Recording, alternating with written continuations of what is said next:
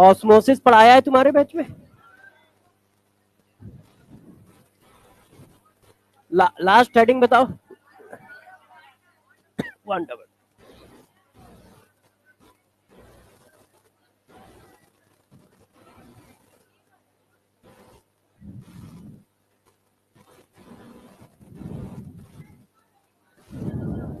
यही है ना?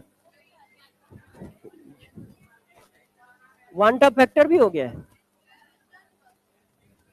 अच्छा, एक कॉपी देना, रुक जाओ, एक कॉपी दो फिर। कल जो पढ़ाया है ना वो ऐसे ही पढ़ाया बिना होश के, तो याद नहीं है क्या क्या पढ़ा दिया। वन टॉप फैक्टर नहीं, अभी वन टॉप फैक्टर बाकी है।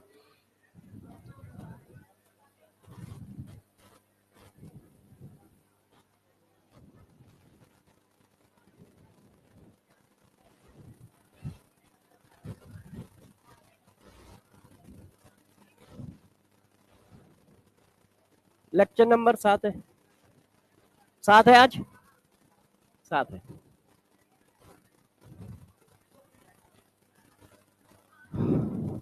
आज 6 है।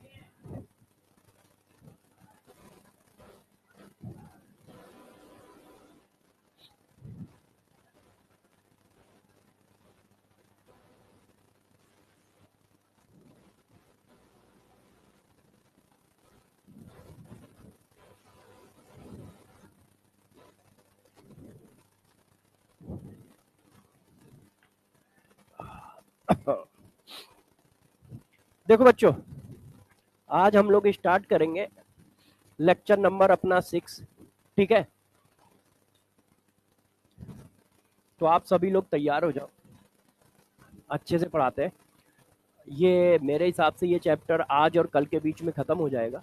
आज के बाद आप पूरे क्वेश्चन लगा सकते हो एक्सेप्ट हेनरी लॉज, क्योंकि आज आइडियल और नॉन आइडियल सोल्यूशन तक पहुंच जाएंगे, ठीक है? तो आइडियल और नॉन आइडियल सोल्यूशन के क्वेश्चन छोड़ देना, हेनरी लॉज के क्वेश्चन छोड़ देना, और 80 से 90% क्वेश्चन अब आप कर सकते हो, क्योंकि इससे 90% क्वेश्चन सॉल्व हो जाएंगे। सिर्फ 2 टॉपिक बचेंगे, आइडियल नॉन आइडियल सोल्यूशन और हेनरी लॉज वाला, तो वो कल हो जाएगा। तो कल मतलब कल ये चैप्टर हमारा खत्म हो जाएगा कंप्लीट, बहुत आराम से मस्ती के साथ। और फिर हम लोग चैप्टर स्टार्ट करेंगे केमिकल काइनेटिक्स, ठीक है? आप देखो अपनी तरफ से तैयार रहिएगा, मैं अपनी तरफ से बिल्कुल फिट रहूंगा, मतलब मैं सारी चीजें टाइम पे करा दूंगा। आप कितनी प्रैक्टिस कर पाते हो ये आपके ऊपर है। मान लो आप प्रैक्टिस नहीं करते हो तो इसमें हम कुछ नहीं कर सकते। इसीलिए होता है कि सिलेक्शन बच्चे देते हैं, टीचर नहीं देते, क्योंकि आपकी प्रैक्टिस आपके हाथ में है। मान लो आप प्रैक्टिस कर ही नहीं पाते हो तो हम लोग क्या करेंगे? तो आपका काम है प्रैक्टिस करना। आप यदि प्रैक्टिस करते रहोगे, डाउट पूछते रहोगे, चीजें रिवाइज करते रहोगे, तो आपके क्वेश्चन अपने आप होते जाएंगे। जो पढ़ाया जाएगा, जैसा पढ़ाया जाएगा, क्वेश्चन उसी से आएगा, इसकी गारंटी अपनी है। मगर आप पेपर में करके आओगे कि नहीं, ये सब जिम्मेदारी आपकी होती है, ये जिम्मेदारी अपनी नहीं होती है।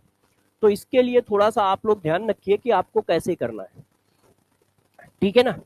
तो चैप्टर खत्म हो रहा है, आप प्रैक्टिस पे जुट जाओ। बात आई कि सर कहाँ से करें, तो उसके लिए सब कुछ दे रखा है, एमपीएस दे रखा है, आरपीएस दे रखा है, ठीक है? और टाइम टाइम पे सारी चीजें आपको कराता भी जाऊंगा। अभी मैं जब चैप्टर वाइज रिवीजन मंजिल में कराऊंगा, मंथन मंजिल दोनों में कराऊंगा, क्योंकि वहां फिजिकल खत्म है, आप भी वो रिवीजन करते जाइएगा, क्योंकि आपके पास एक्सेस है। और उसमें मैं सिर्फ क्वेश्चन कराऊंगा।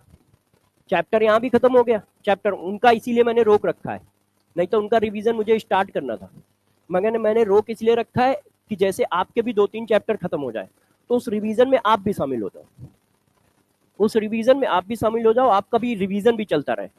कि आप 2.5 घंटे आप जाओ और 2.5 घंटे में 70-80-90 क्वेश्चन आराम से हो जाते हैं। 2 से 2.5 घंटे का क्लास रखूंगा, एक 70-80-90 क्वेश्चन पूरे कराऊंगा रिवीजन में, कि जैसे आपने ये कर लिया, वो कर लिया, और उनसे और ज्यादा प्रैक्टिस कर ली, सिलेक्शन की ओर और बढ़ गए। क्योंकि 40% सिलेबस फिजिकल केमिस्ट्री का है लगभग। इसका मतलब यदि 50 क्वेश्चन आएंगे तो उसमें से 20 के आसपास इसके मिलेंगे, और जो क्वेश्चन मिलेंगे वो क्वेश्चन आपने पहले भी कर रखे होंगे, सारे कॉन्सेप्ट भी और सारे क्वेश्चन भी। बस उस दिन आप कर पाते हो या नहीं, ये तुम्हारी प्रैक्टिस पे होगा, तुम्हारे इस बात पे होगा कि तुमने कितना रिवीजन किया है। पता चला फार्मूला ही याद नहीं है, पता चला किसी चीज की मीनिंग ही नहीं पता है, या उस तरह के क्वेश्चन की प्रैक्टिस की ही नहीं है। और यदि प्रैक्टिस नहीं कर रहे हो तो कुछ उसी तरह से है जैसे तुम्हें, ठीक है, एरोप्लेन भी चलाना आता है, रेलगाड़ी भी चलानी आती, कार भी चलाना आता है, मगर किसी को भी हाथ लगाओगे तो टक्कर मारोगे ही मारोगे, क्योंकि तुम्हें थ्योरी में आता है कि हाँ भाई ये क्लच है, ये ब्रेक है, ये स्टीयरिंग है, ठीक है, क्लच को दाबना है, ब्रेक को दाबना है और रेस लेनी है। मगर आप भी जानते हो ना आप चला पाओगे ना मैं चला पाऊंगा, जब तक प्रैक्टिस नहीं होगी। तो सिर्फ थ्योरी से कुछ नहीं होता है, चाहे वो फिजिकल हो, ऑर्गेनिक हो, इनऑर्गेनिक हो, फिजिक्स हो, ठीक है, किसी में, इन तीनों में तो, चारों में तो बिल्कुल नहीं होता है।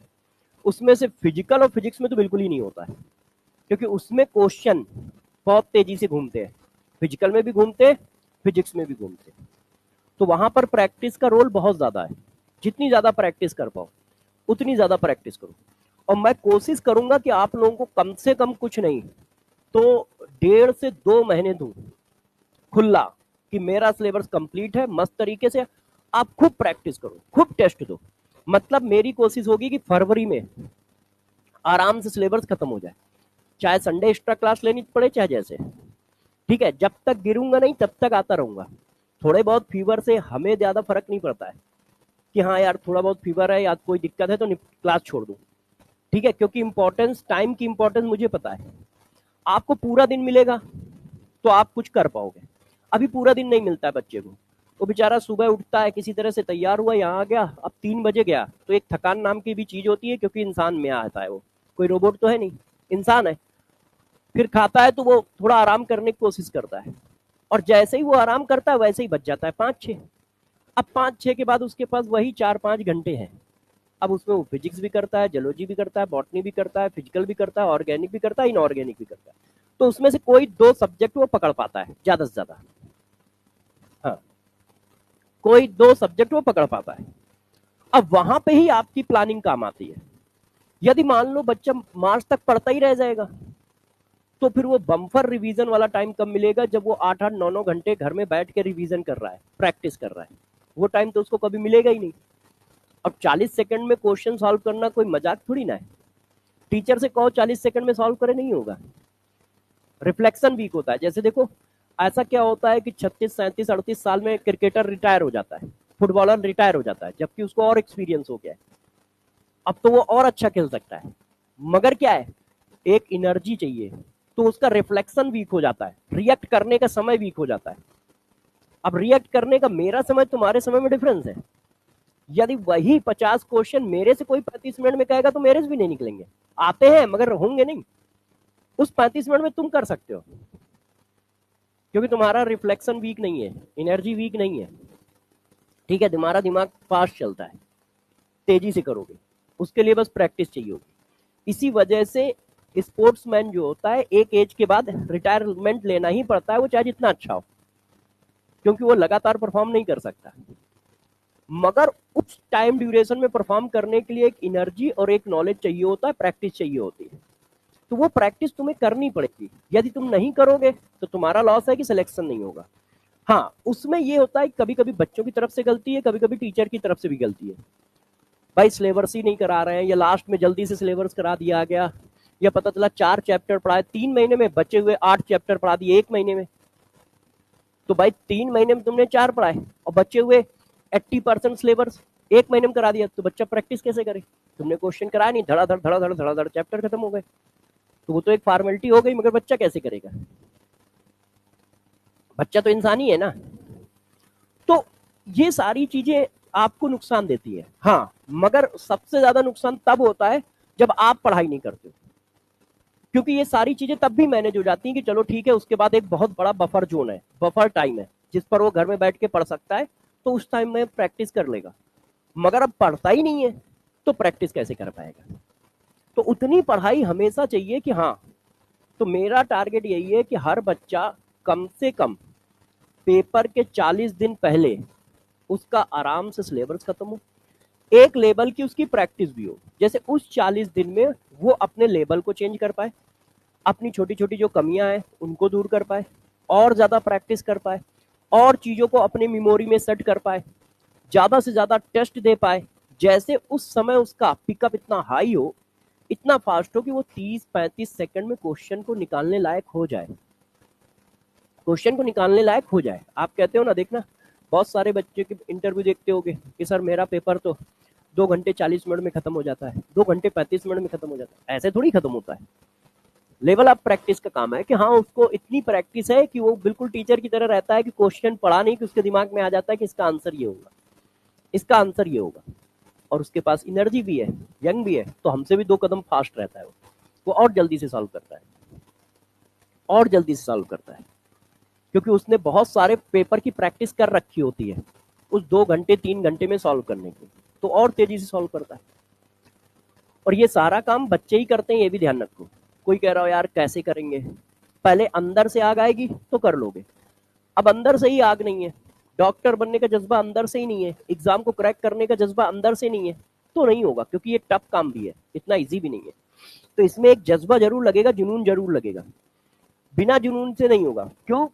क्योंकि मन कभी नहीं करता कि यार डेली 8 घंटे पढ़ो। 2-4 दिन तो पढ़ सकते हो जो उसमें, मगर डेली कैसे पढ़ोगे?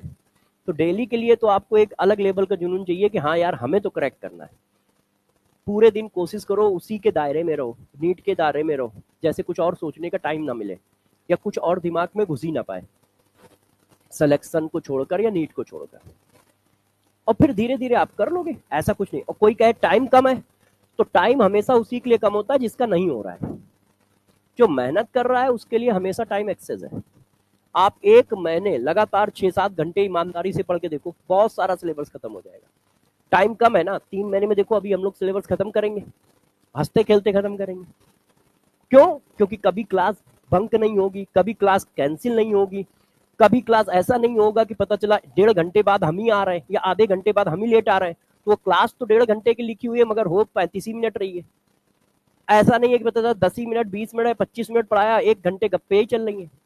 बात होती है इफेक्टनेस की, आप इफेक्टिव काम कितना करते हो। तो इफेक्टिव करोगे ना स्टडी, तो आएगा रिजल्ट। अब तुम 8 घंटे पढ़ते हो मगर 20 मिनट पढ़ते हो, फिर आधा घंटा मोबाइल चलाते हो, फिर आधे घंटे पढ़ते हो, फिर मोबाइल चलाते हो, फिर 1 घंटे पढ़ते हो, फिर मोबाइल चलाते हो, तो टाइम पे तो दिखेगा कि 8 घंटे, मगर इफेक्टिवनेस क्या है? 2 घंटे की स्टडी है। तो बात आती है इफेक्टिव कितना है। तो मेन काम इफेक्टिव है, टाइम से मतलब नहीं है। इफेक्टिवनेस से मतलब है कि तुम इफेक्टिव कितना हो, कितना ज्यादा पढ़ाई कर रहे हो। तो ताकत लगाओ, इस बात पे बिल्कुल ना रहो कि नहीं यार हमारा क्या चल रहा है, होगा कि नहीं होगा। मैं बस इतना ही कह सकता हूँ, इंसानों का होता है और इंसान की प्रजाति में पाए जाते हो, इसका मतलब तुम्हारा भी हो सकता है। अब यह है कि तुम मेहनत कितनी करते हो, बस मेन ये है। अपने प्लान को बनाओ और उस पर मेहनत करो। मेहनत नहीं करोगे तो नहीं होगा, इसमें कोई दो राय नहीं है। झूठ बोलना बच्चों से मुझे थोड़ा कम आता है, ऐसा नहीं कि झूठ नहीं बोलता, इंसान हूं, झूठ बोलूंगा ही, मगर मुझे पता है इस जगह खड़े होकर कम झूठ बोलना चाहिए। बहुत रेयर बातों पे झूठ बोलूंगा, बोलूंगा तब भी, है ना, मगर रेयर बातों पे। हाँ, कैमरे से ज्यादा फर्क अपने को नहीं पड़ता, ठीक है, अपने को ज्यादा फर्क नहीं पड़ता। क्यों? क्योंकि मुझे पता है मैं अपना काम ईमानदारी से कर रहा हूँ, ठीक है, तो फर्क नहीं पड़ता। मुझे पता है सामने वाले जितने बैठे हैं वो सब समझदार होते हैं, इतनी एज में बेवकूफ नहीं होते हैं। तो उनको पता है कि हाँ यार सर जो है अपना काम ईमानदारी से करके जाते हैं, टाइम पे आते हैं, टाइम पे पढ़ाते हैं, टाइम पे सिलेबस खत्म करते हैं और ज्ञान की बातें बताते भी रहते हैं। अब करना ना करना उसको ही पता है कि यार उसके हिस्से की कमजोरी है, सर के हिस्से की कमजोरी नहीं है। सर ने हमें समझा भी दिया, पढ़ा भी दिया, जो पढ़ाया वही आया, सब कुछ करके दे दिया है। बाकी उसके तो मुझे पता है कि बच्चा जानता है इस बात को। हाँ बेटे, तो कोशिश करो कि 2 समोसे में मत बिको, हमेशा 20 करोड़ 50 करोड़ 100 करोड़ में बिको। 2 समोसे में नहीं, इतने कमजोर नहीं हो कि 2 समोसे के चक्कर में, हाँ हाँ, 2 समोसे के चक्कर में पता चला 20 मिनट पहले क्लास छोड़ने के तैयार बैठे हो। नहीं, इस लेवल पे जाओ कि हाँ यार तुम्हारी वैल्यू 2 समोसे थोड़ी ना है, तुम्हारी वैल्यू 10 करोड़ 20 करोड़ 25 करोड़ है। हाँ? नहीं तुम्हारी अच्छा एक मिनट, तुम्हारी वैल्यू घटी नहीं, तुमने खुद घटाई है। आप 2 समोसे 1 समोसे में मना कर दो कि नहीं सर, 0 सही है, और क्या। तो आप 2 समोसे पे टिके रहते, या तो मिलते या ना मिलते, कोई बात नहीं, सिलेक्शन लो, 100 समोसे पे आओ। अच्छा अब देखो वन टॉप फैक्टर पे आते हैं। कल मैंने ये बताया था, वन टॉप फैक्टर नहीं पढ़ाया आपको। कल मैंने इतना बताया है कि वन टॉप फैक्टर का हमने मल्टीप्लाई कर दिया है। सलूट के नंबर जो n थे, सलूट के नंबर जो n थे, उसकी जगह सलूट के नंबर INA लिखने हैं। कल मैंने ये पढ़ाया था और हर फार्मूले को उसके रिस्पेक्ट में चेंज कर दिया था। मगर वन टॉप फैक्टर निकाला कैसे जाएगा इसका डिस्कशन कोई नहीं हुआ था। कल मैंने इतनी बात बताई कि जहां जहां सलूट के नंबर होंगे वहां वहां पर आपको INA लिख देना है, क्योंकि सलूट के नंबर हम लोगों ने चेंज कर दिए। मैंने आपको ये पढ़ाया था और बताया था कि ये फार्मूले हमारे यूनिवर्सल फार्मूले, मतलब हर टाइप के सॉल्यूशन पर आप ये फार्मूले लगा सकते हो। हर टाइप के सॉल्यूशन पर आप ये फार्मूले लगा सकते हो।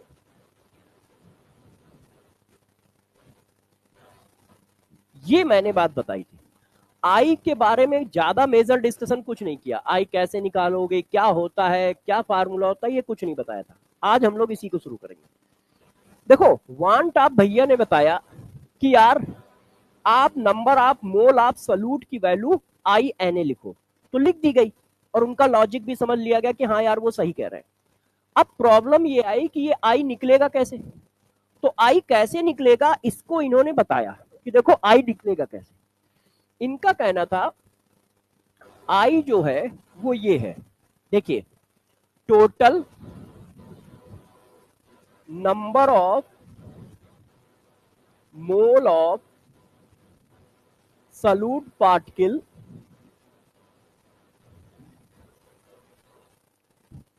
After dissociation oblique association divided by total number of mole of solute particle before dissociation या एसोसिएशन, या आप कह सकते हो इनिशियली टेकन, शुरुआत में आपने कितने लिए। ये होता है हमारा वन टॉप फैक्टर। सॉल्यूट के नंबर डिसोसिएशन एसोसिएशन के बाद डिवाइडेड बाय सॉल्यूट के नंबर आपने शुरुआत में कितने लिए, उनका जो रेशियो है ये है वन टॉप फैक्टर। उनका जो रेशियो है ये है वन टॉप फैक्टर। अब इसकी वैल्यू देखो कैसे आएगी, देखिए गौर समझिए और दूसरा फार्मूला जरा समझो। यदि इस फार्मूले से देखो इसको नीचे ले जाओ तो डेल्टा टीबी अपॉन केबीएम। अब डेल्टा टीबी क्या होता है, एक्सपेरिमेंटल वैल्यू, केबीएम होता है कैलकुलेटिंग वैल्यू। एक्सपेरिमेंट से कैसे पता चलेगा कि बॉइलिंग पॉइंट कितना बड़ा, जरा देखो बताता हूं। कोई ये हल्की वाली बोतल दो, ब्लैक वाली। हाँ, पहले इसमें पानी था, इसका बॉइलिंग पॉइंट 100 था। मैंने इसमें 2 स्पून शुगर डाल दी। अब मैंने यहाँ पे थर्मामीटर लगाया, इधर बैरोमीटर सेट किया, टेम्परेचर बढ़ा रहा हूँ। ठीक है, टेम्परेचर बढ़ा रहा हूँ, वेपर प्रेशर बैरोमीटर काउंट कर रहा है। टेम्परेचर बढ़ाया, वेपर प्रेशर बढ़ रहा है। बढ़ते बढ़ते बढ़ते बढ़ते देखा कि वेपर प्रेशर की वैल्यू एटमॉस्फेरिक प्रेशर के बराबर आ गई, मतलब रीडिंग आ गई 1 एटमॉस्फेयर। टेम्परेचर बढ़ा 105। मैंने कहा ये है सोल्यूशन का बॉइलिंग पॉइंट। डिफरेंस कितना आया, 5 आ गया। तो ये एक्सपेरिमेंटल मेथड है।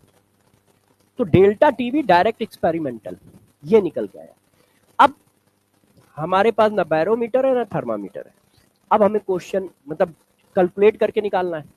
तो हमने कहा ये कौन है, पानी है। पानी का लिखा केबी, ठीक है, 0.52 कांस्टेंट वैल्यू है, बुक में दी रहती है, पता भी होती। अब आपने कितना पानी लिया ये तो आपको पता ही है, क्यों, 1 लीटर की बोतल है, आधा लीटर की बोतल है, निशान बने ही होते हैं। तो आपको पानी का मास भी पता है और डेंसिटी भी पता है, तो पानी का वॉल्यूम भी पता है।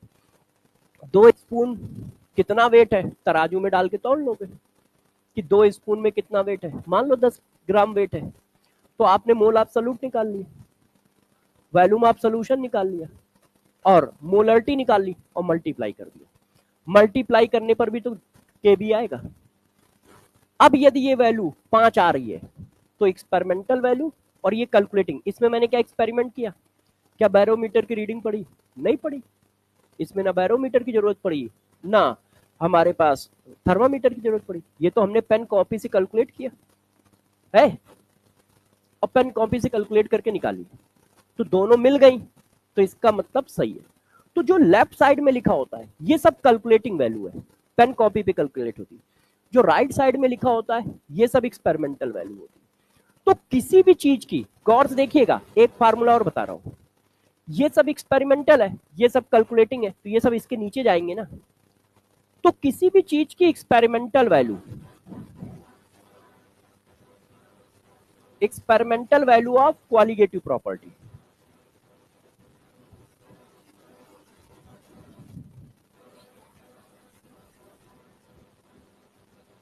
डिवाइडेड बाय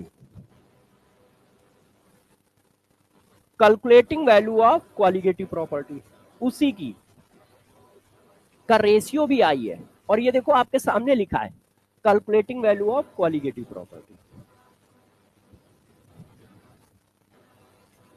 यार फीवर था तो मैंने एक इनर पहन ली, दवा तो मान लो खा ही रहा था। आज तबीयत ठीक है तो इतनी गर्म लग रही है कि पूछो नहीं, हालत खराब है। एसी तो चल ही रहा होगा ना। अच्छा कोई नहीं, नहीं तो देखो किसी भी चीज की एक्सपेरिमेंटल वैल्यू डाल दो, बस उसी चीज की कैलकुलेटिंग वैल्यू भी डाल देना, उसी चीज की कैलकुलेटिंग वैल्यू भी डाल दो। ये एक्सपेरिमेंटल डिवाइडेड बाय कैलकुलेटिंग, तो जो ये लिखा है वही मैंने लिख दिया है। तो एक फार्मूला ये है, एक ही है आई निकालने का। अब निकलेगा कैसे इस चीज को बताता हूं। तो देखिए experimental value of qualitative property divided by calculating value of qualitative property, उसके रेशियो को आई कहते हैं। या फिर number of mole of solute particle after dissociation या एसोसिएशन और total number of mole of solute particle before association या dissociation, या इनिशियल में कितने थे। अब ये निकलता कैसे है इसको बताते हैं। देखो इसके 3 केस है। केस नंबर 1, और ध्यान रखिएगा कल भी बताया है आज भी बता देता हूं एक बार, आपको हमेशा क्वालिटेटिव प्रॉपर्टी में ये फार्मूले लिखने हैं। जो मैंने पिछले 2 दिन में पढ़ाए हैं उनमें से कोई यूज नहीं करना है, इसी वजह से उन पर कोई भी न्यूमेरिकल क्वेश्चन मैंने नहीं कराया है, क्योंकि मैं उन फार्मूले पे न्यूमेरिकल क्वेश्चन करा दूंगा तो बच्चे के दिमाग में आएगा कि ये फार्मूले भी यूज होंगे, तो वो गलती कर देगा।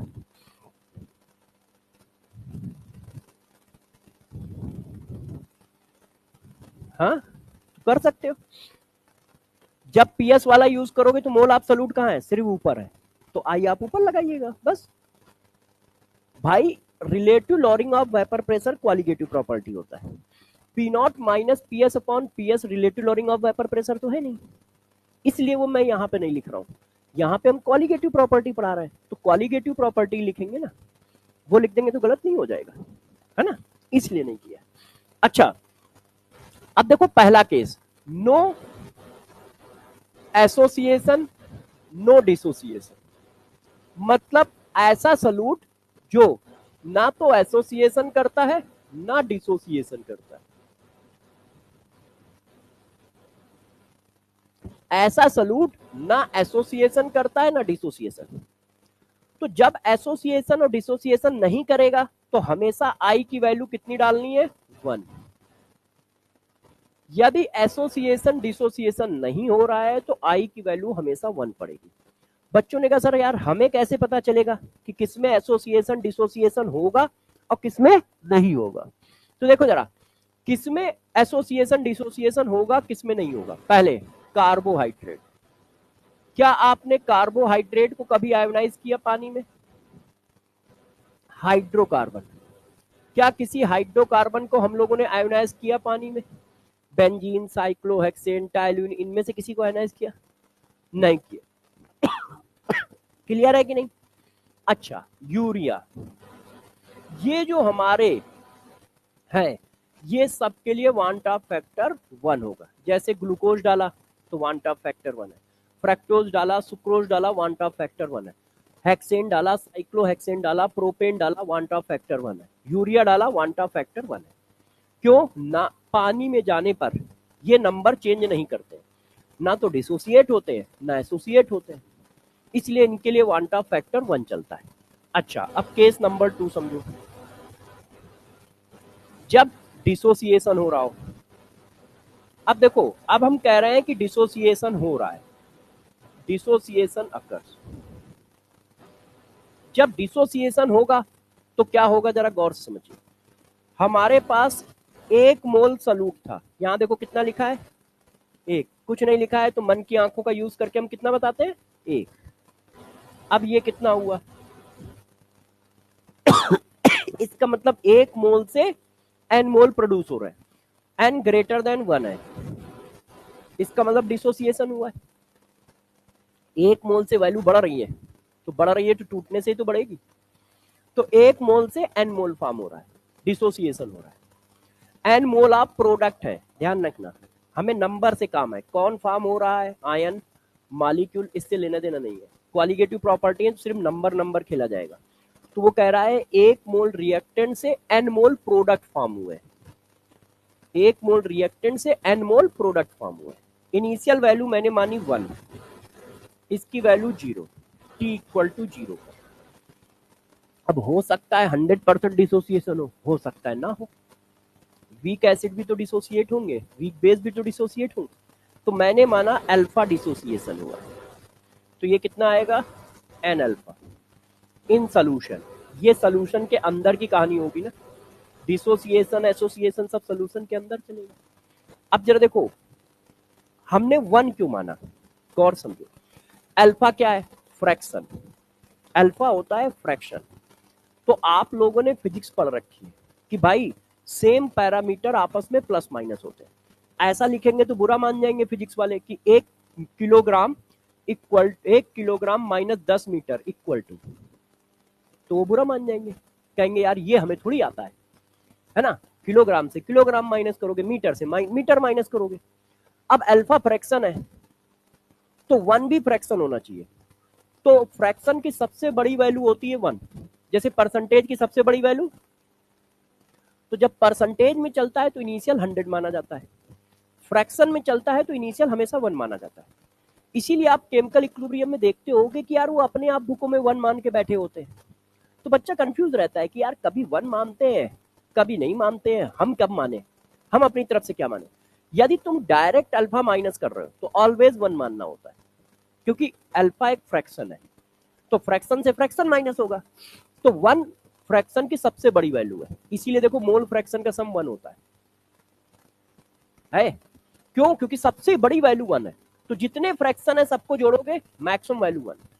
तो मैंने 1 क्यों कहा है, क्योंकि हमें अल्फा माइनस किया है, तो इनिशियल वैल्यू 1, इसमें से अल्फा माइनस हो गया, अल्फा डिसोसिएशन हुआ, तो ये एन अल्फा आया। अब आई का फार्मूला क्या है हमारा, आई का फार्मूला क्या है, देखो, total mole of solute particle in solution, मतलब आफ्टर डिसोसिएशन। तो total mole of solute particle after dissociation कितने हैं, डिसोसिएशन के बाद ये वाले सॉल्यूट पार्टिकल कितने हैं, इतने, ये वाले सॉल्यूट पार्टिकल कितने हैं, इतने।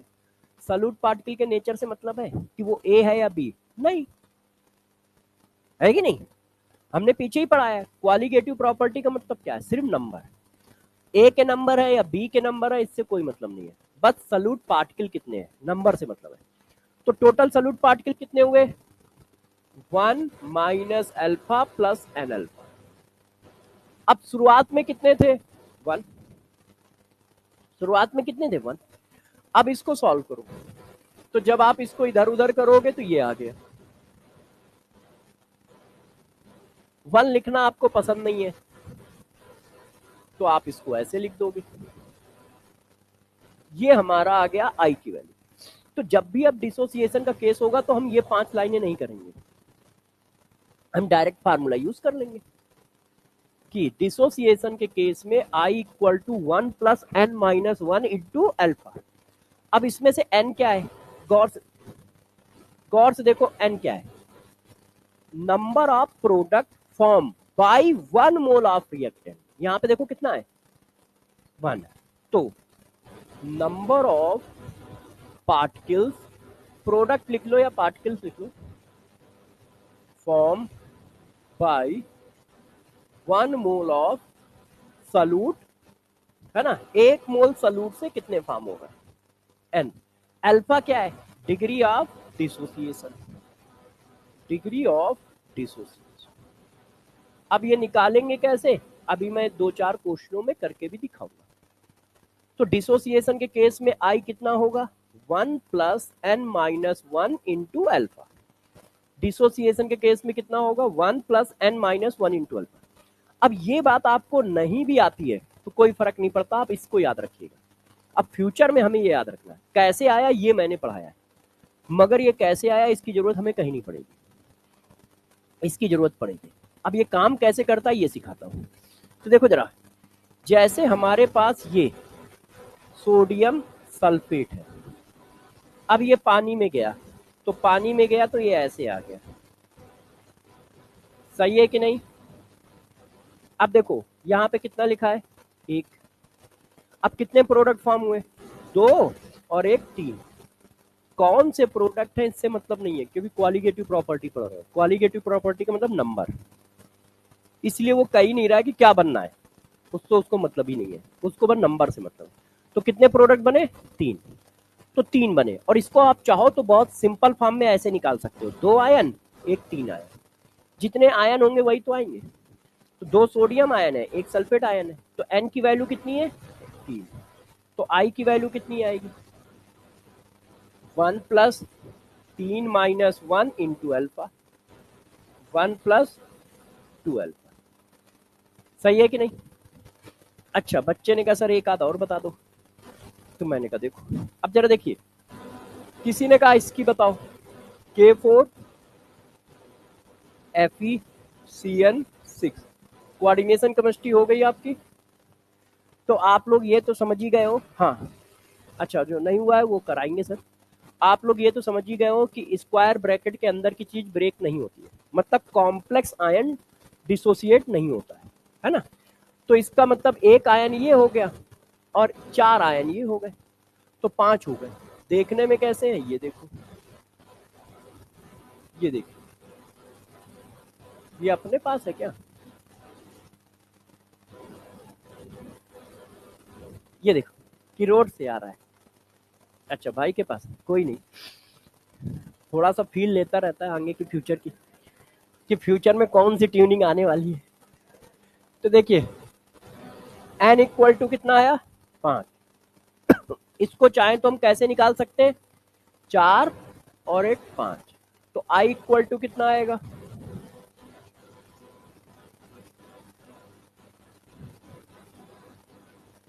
है कि नहीं? अब देखो, कभी कभी वो बच्चे को बचाने के लिए, परेशान करने के लिए क्या करते हैं, देखो एक कॉम्प्लेक्स कंपाउंड है ये, K2HgI4, K2HgI4, alkaline solution of K2HgI4 is called national reagent used in the test of ammonia। Ammonia के टेस्ट में यूज किया जाता है नेशनल रेजेंट। इसका डायरेक्ट फार्मूला भी आता है कि इसमें से नेशनल रेजेंट किसको कहते हैं, तो इसी के अल्कलाइन सॉल्यूशन को नेशनल रेजेंट कहते हैं। ये जो है एक कॉम्प्लेक्स कंपाउंड है, लिखा ऐसे जाता है, रियलिटी में ये एक कॉम्प्लेक्स कंपाउंड है इस तरह का। तो जब इसका आई आता है तो बच्चे यहां पर भी फंस जाते हैं, क्यों? क्योंकि वो ऐसे लिख के देगा, ऐसे लिख के देगा तो बच्चा ऐसे काउंट करता है, 2 3 और 4 7। क्यों? क्योंकि ये लग रहा है एक सॉल्ट है, मगर ये कॉम्प्लेक्स सॉल्ट है ना? तो इसको थोड़ा सा ध्यान रखना है। फिर एक जगह पे वो और फंसाते हैं, Cu2Cl2, mercurous chloride. Mercurous chloride में क्या होता है, ये इस तरह से ब्रेक होता है। ऐसा क्यों? क्योंकि मरकरी की जो +1 बैलेंसी है इस फॉर्म में एग्जिस्ट नहीं करती, ये अनस्टेबल होता है। मरकरी की +1 बैलेंसी जो होती है वो इस फॉर्म में एग्जिस्ट करती इस फॉर्म में। तो ये ऐसे लिखा जाता है। यदि आप इस तरह से ब्रेक कर दोगे तो n की वैल्यू आ जाएगी 4, 2 और 2, और रियलिटी में कितनी आ रही है 1 और 3, n की वैल्यू आ रही है 3। तो देखो नॉर्मल मॉलिक्यूल आएगा तो तुम पकड़ ही लोगे, कहां फंस सकते हो वो मैं कराता जा रहा हूं। तो ऐसे कर सकते हो, इस जगह पे फंस सकते हो कि इस जगह वो आपको फंसा सकता है। जिसको डी ब्लॉक का थोड़ा कम पता है तो वो झोंक झोंक में ऐसे ब्रेक कर देगा, और जबकि मरकरी की +1 ऐसे एग्जिस्ट करती है इस तरह से, मतलब ये देखो इस तरह से, इसलिए इस तरह से ब्रेक होगा, और इस तरह से ब्रेक होगा तो एन की वैल्यू अलग आ जाएगी। तो एन की वैल्यू पे फंसा सकते हो या अल्फा पे फंसा सकते हो। तो एन की वैल्यू पे कहां कहां केस गड़बड़ आ सकता है वो मैंने इसीलिए पेपर पे कराया, जैसे आपको दिक्कत ना आए क्वेश्चन करते समय। अच्छा, अब और आगे चलते हैं। देखिए, यदि अल्फा को 100% मान लिया जाए तो देखो क्या होता है। हमारा फार्मूला है I = 1 - n-1 इंटू अल्फा। हम ये मान के चल रहे हैं कि 100% डिसोसिएशन है। 100% डिसोसिएशन का मतलब अल्फा = 1। जब अल्फा की वैल्यू 1 डालोगे तो क्या आएगा, 1 से 1 कट गया। यदि अल्फा के बारे में कोई इंफॉर्मेशन नहीं है तो जो n की वैल्यू है वही I की वैल्यू है। तो अब जल्दी जब हम कर रहे होंगे तो हम बार बार I निकाल नहीं रहे होंगे। यदि अल्फा नहीं दिया है तो जो हमने n देखा वही I है ना। कैसे है वो इसलिए मैंने करके दिखाया। यदि अल्फा नहीं दे रहा है तो हम क्या मान के चलेंगे कि 100% डिसोसिएशन। अब 100% डिसोसिएशन है तो I की वैल्यू n के बराबर है, तो जो n निकलेगा वही अल्फा होगा। सपोज करो ये 100% डिसोसिएशन है, तो देखो 4 1 5, 5n, I भी 5, क्योंकि 100% डिसोसिएशन, 100% डिसोसिएशन। 2 और 1 3, n की वैल्यू 3, तो I की वैल्यू भी 3।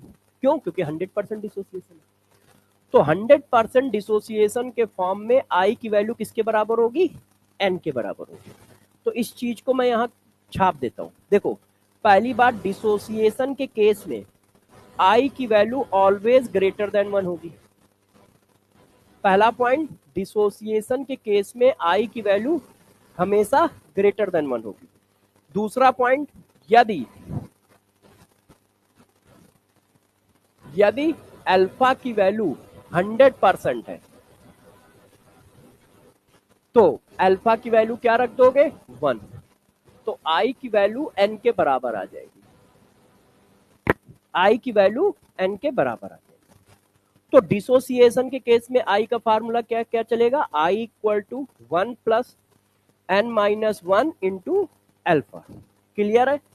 अच्छा, अल्फा क्या है, डिग्री ऑफ डिसोसिएशन, n क्या है, कितने नंबर ऑफ प्रोडक्ट फॉर्म हो रहे हैं, और कितने नंबर ऑफ प्रोडक्ट का मतलब आयन के नंबर। यदि अल्फा 100% है तो जो n है वही I है। यहां तक क्लियर है। आगे बढ़े।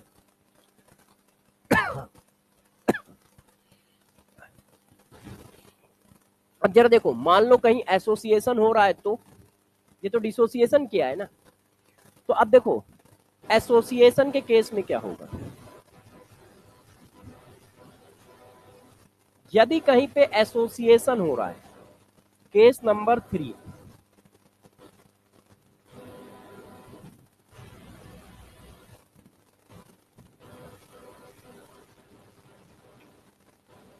देखो अब यही चीज एसोसिएशन कराओ।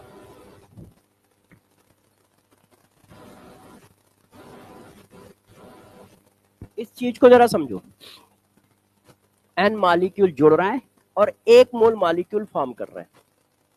कितने मोल जुड़ रहे हैं, n मोल, और फॉर्म कितने कर रहे हैं, 1 मोल, है कि नहीं। और यहां पर भी n ग्रेटर देन 1 है, क्योंकि यदि जुड़ रहे हैं तो मोल की वैल्यू कम हो रही है ना। तो यदि ये 1 है तो ये 1 से बड़ा ही होगा, है कि नहीं।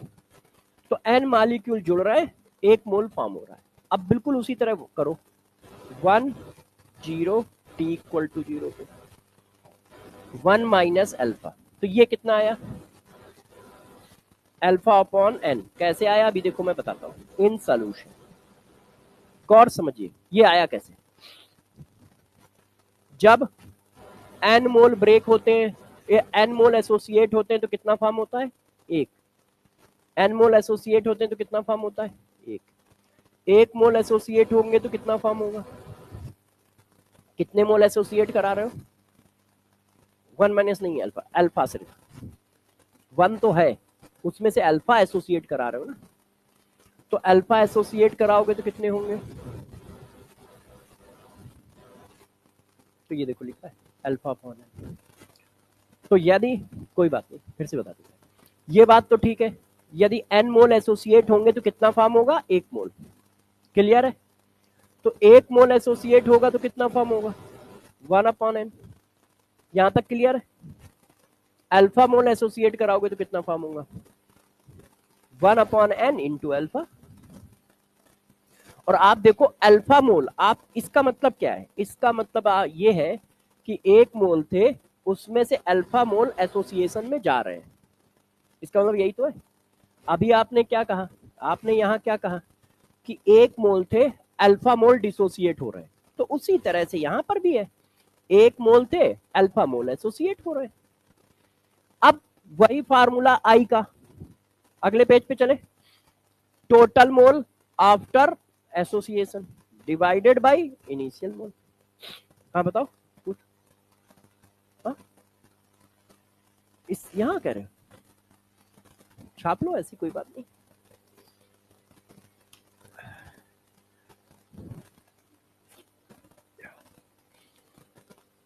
हाँ। समझ पा रहे हो सब लोग? कर लोगे?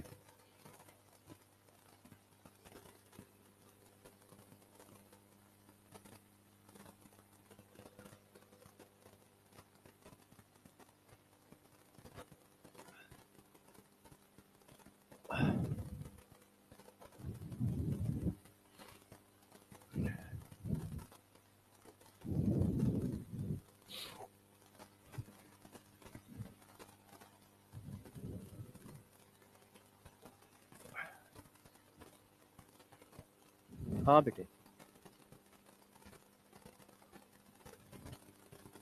यदि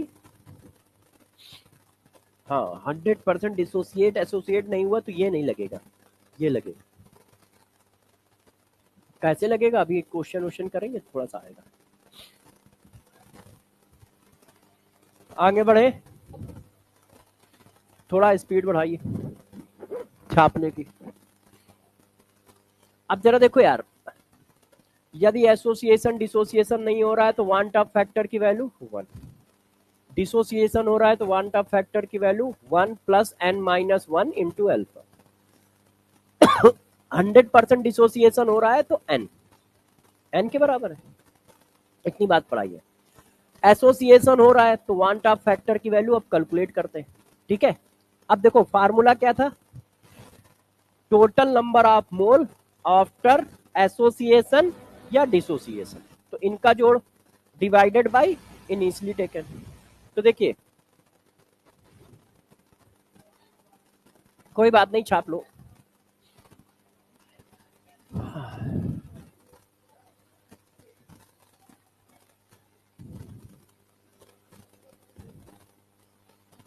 अच्छा, ये गलत छपा है क्या? ऑर्गेनिक तो बीटी सर लेते हैं ना। अच्छा, वो इन अलग लिखा है। मैं ऑर्गेनिक बीटी सर, मैं यहाँ भी पढ़ रहा था ऑर्गेनिक सुधांशु सर, तो मैंने कहा यार ये कैसे लिखा हुआ है। अच्छा, चिपकाया नहीं है।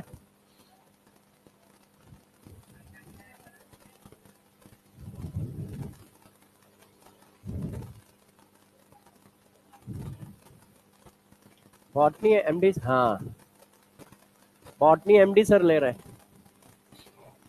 चलो अच्छा है, मेरा सही छपा है। एक्चुअल में इसलिए सही छपा है, फिजिकल और कोई पढ़ा ही नहीं पाता, मुझे ही पढ़ाना होता है।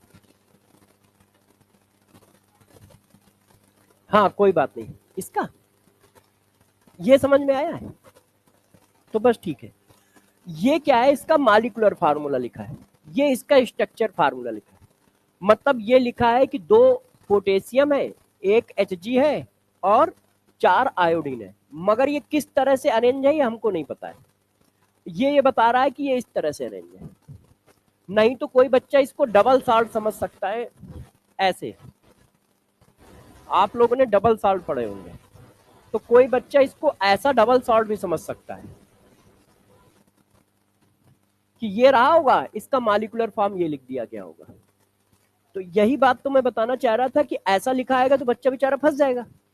उसको कैसे आएगा कि नहीं यार ये कॉम्प्लेक्स सॉल्ट है। तो यदि मैं बता दूंगा तो उसको याद रहेगा कि ये कॉम्प्लेक्स सॉल्ट है। K2HgI4। हाँ हाँ हाँ, पूछो पूछो। इसको मैंने ऐसे कैसे लिखा, ये कह रहे हो?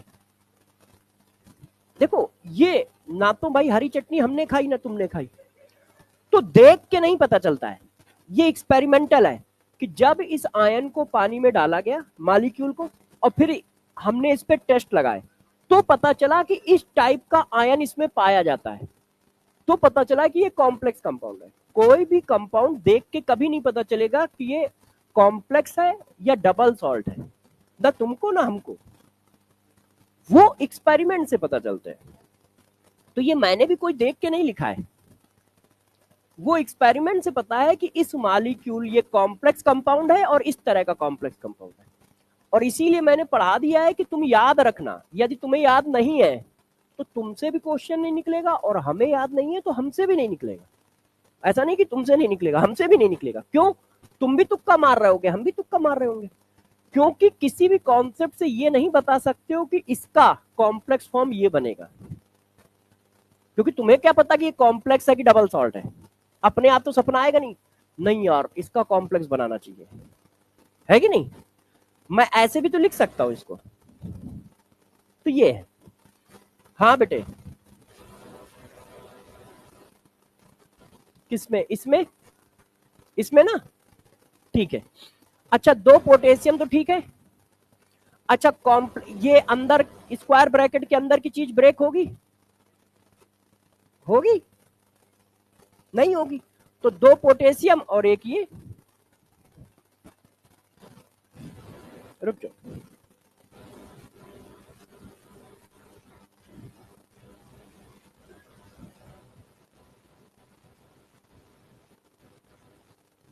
ठीक है। तो देखो 2 और 1 3, तो n की वैल्यू अब सही है। हाँ भाई, कहानी को आगे बढ़ाएं। क्लियर है? चलो। ओ, अब जरा देखो बच्चों, दोनों लोग मिलके आई निकालते हैं।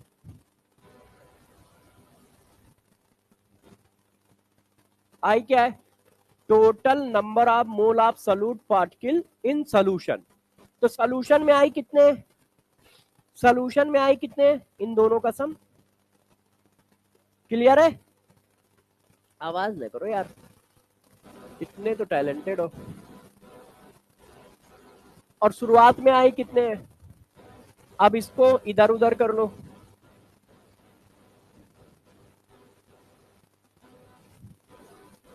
वन आप लिखते नहीं हो।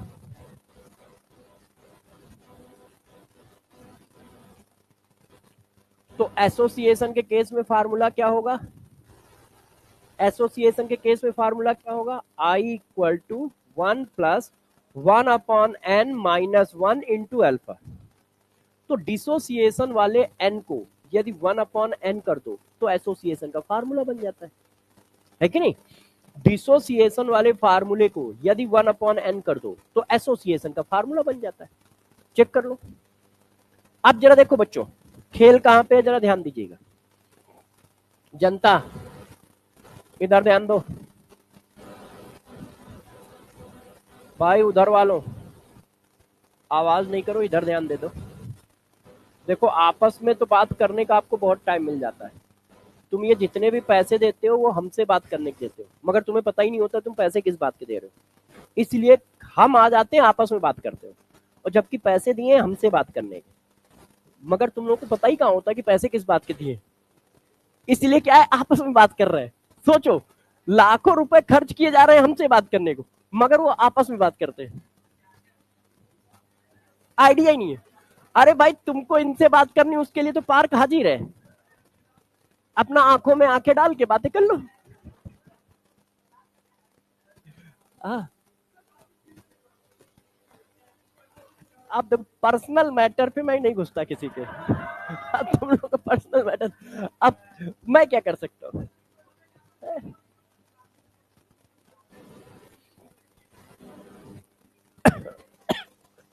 अच्छा देखिए, एस्टिक एसिड के दो मोल है, ध्यान दो। देखो यहां पर एसोसिएशन हुआ, दो मोल है। अब कितना बना, एक मोल। दो मोल मिलके एसोसिएट होके ऐसे बना रहे, तो एन की वैल्यू कितनी है, दो। यहाँ वाले मोल एन है या यहाँ वाले एन है, कोई एक उठा लो। तो ये कितने हैं, दो, तो एन की वैल्यू कितनी है, दो। ठीक है, और एन की वैल्यू दो है तो यहाँ पे दो डाल दोगे और आप आई निकाल लोगे। ठीक है ना।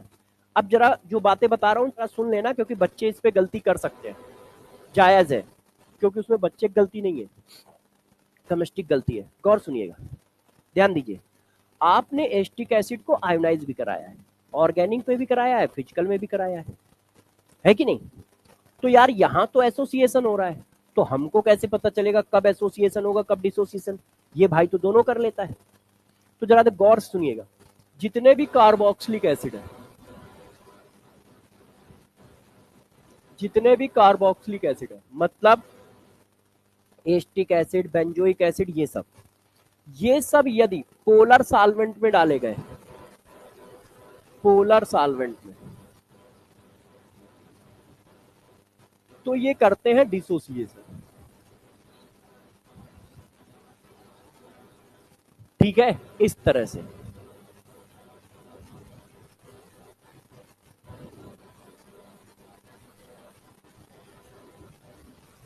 तो एन की वैल्यू आई टू, ठीक है ना। आई आएगा greater than one, acetic acid का आई क्या आएगा, ग्रेटर देन वन, क्योंकि डिसोसिएशन में आई ग्रेटर देन वन। अब जरा देखो, यदि इसको नॉन पोलर सॉल्वेंट में डाल दो,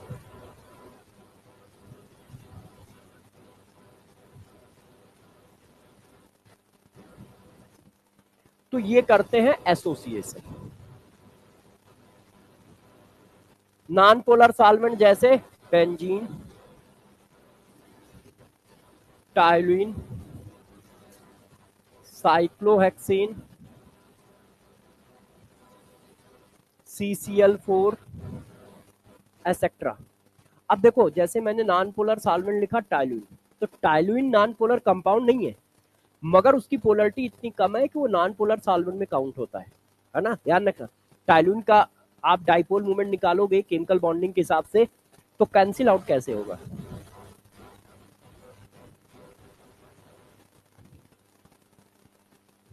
कैंसिल आउट तो नहीं हो सकता है।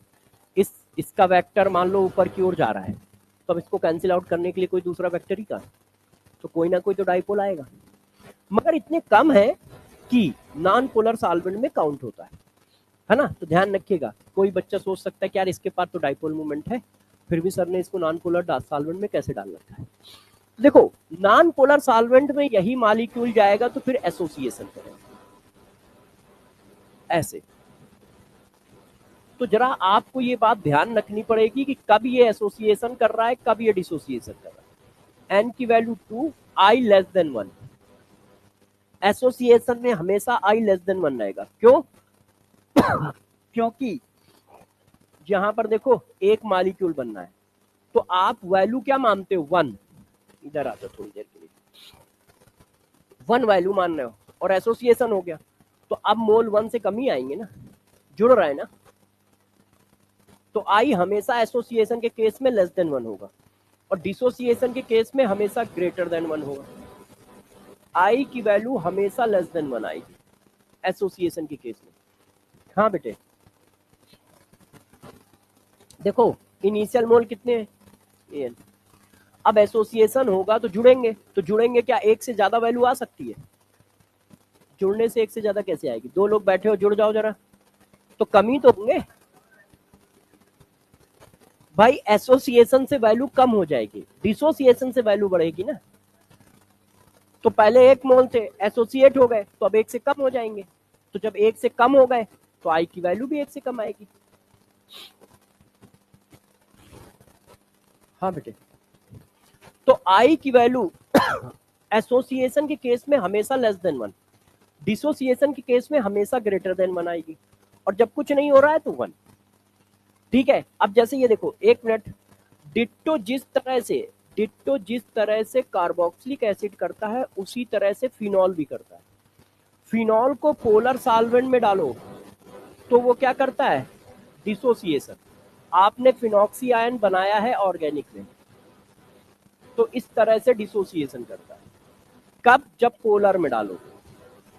मगर यदि नॉन पोलर सॉल्वेंट में डाल रहे हो तो ये डाइमराइज कर जाता है, और फिनॉल क्या हो जाता है, एसोसिएशन कर जाता है ऐसे।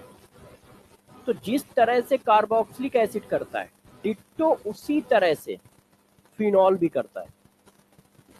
तो आपको देखना पड़ेगा कि एसोसिएशन हो रहा है या डिसोसिएशन।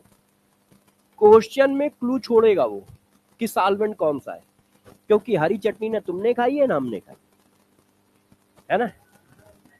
अब तुम लोगों की बात अलग है, टैलेंट है, मगर हरी चटनी खाने के बाद भी तुमसे क्वेश्चन नहीं निकल रहा है, क्योंकि सिर्फ तुमने हरी चटनी खाई है और हमने नहीं खाई है। तो हमें पता है कि हाँ, जब तक कुछ दोगे नहीं तब तक हम नहीं बता पाएंगे, है ना। तो ध्यान रखना, इसीलिए कहा है कि एक समोसे में मत बिका करो, मगर मानते नहीं हो। तो बात समझ रहे हो सब लोग, ठीक है। मैं समोसे देता ही नहीं भाई, मैं हमेशा बड़ी बात करता हूं। आप सेलेक्ट हो के आओ, पूरा दिन तुम्हारा, पिज्जा इजा जो मन हो, पूरा दिन तुम्हारा। हा? पिज्जा नहीं, आप गलत सोच रहे हो। देखो, जिस जिस सुनो, जो किसी काबिल नहीं है उसको मैं कुछ नहीं खिलाता। आप सेलेक्ट हो, पूरे दिन हमारी तरफ से है, जो मनो खाओ, जो मनो करना है, पूरे दिन का बिल मेरा। ठीक है, आप जो खाना है, जहां मनो वहां खाना है, मगर सेलेक्ट हो। नाकामयाब इंसान को कोई नहीं पूछता है, तो मैं भी नहीं पूछता हूं, क्योंकि मैं भी इंसान ही हूं। हाँ, अरे तो मैं कहीं ना मिल जाऊंगा, आऊंगा, कहाँ जाऊंगा, इस यहाँ पे आऊंगा, सेलेक्ट तो हो पहले। हाँ, अरे तुम सेलेक्ट तो हो, आइलैंड का भी ट्रिप करा दूंगा, उसमें कोई ज्यादा थोड़ी लगने, 50-60 हजार ही रुपए लगने हैं। तुम पहले सेलेक्ट तो हो। देखिए, यहां तक ठीक है, लाइक यहां तक ठीक है, कर लोगे। अब जरा देखो बच्चों,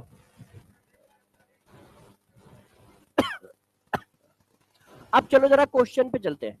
वांट ऑफ फैक्टर निकालना सिखा दिया है। हाँ कोई बात नहीं, 2 मिनट रुक जाएंगे।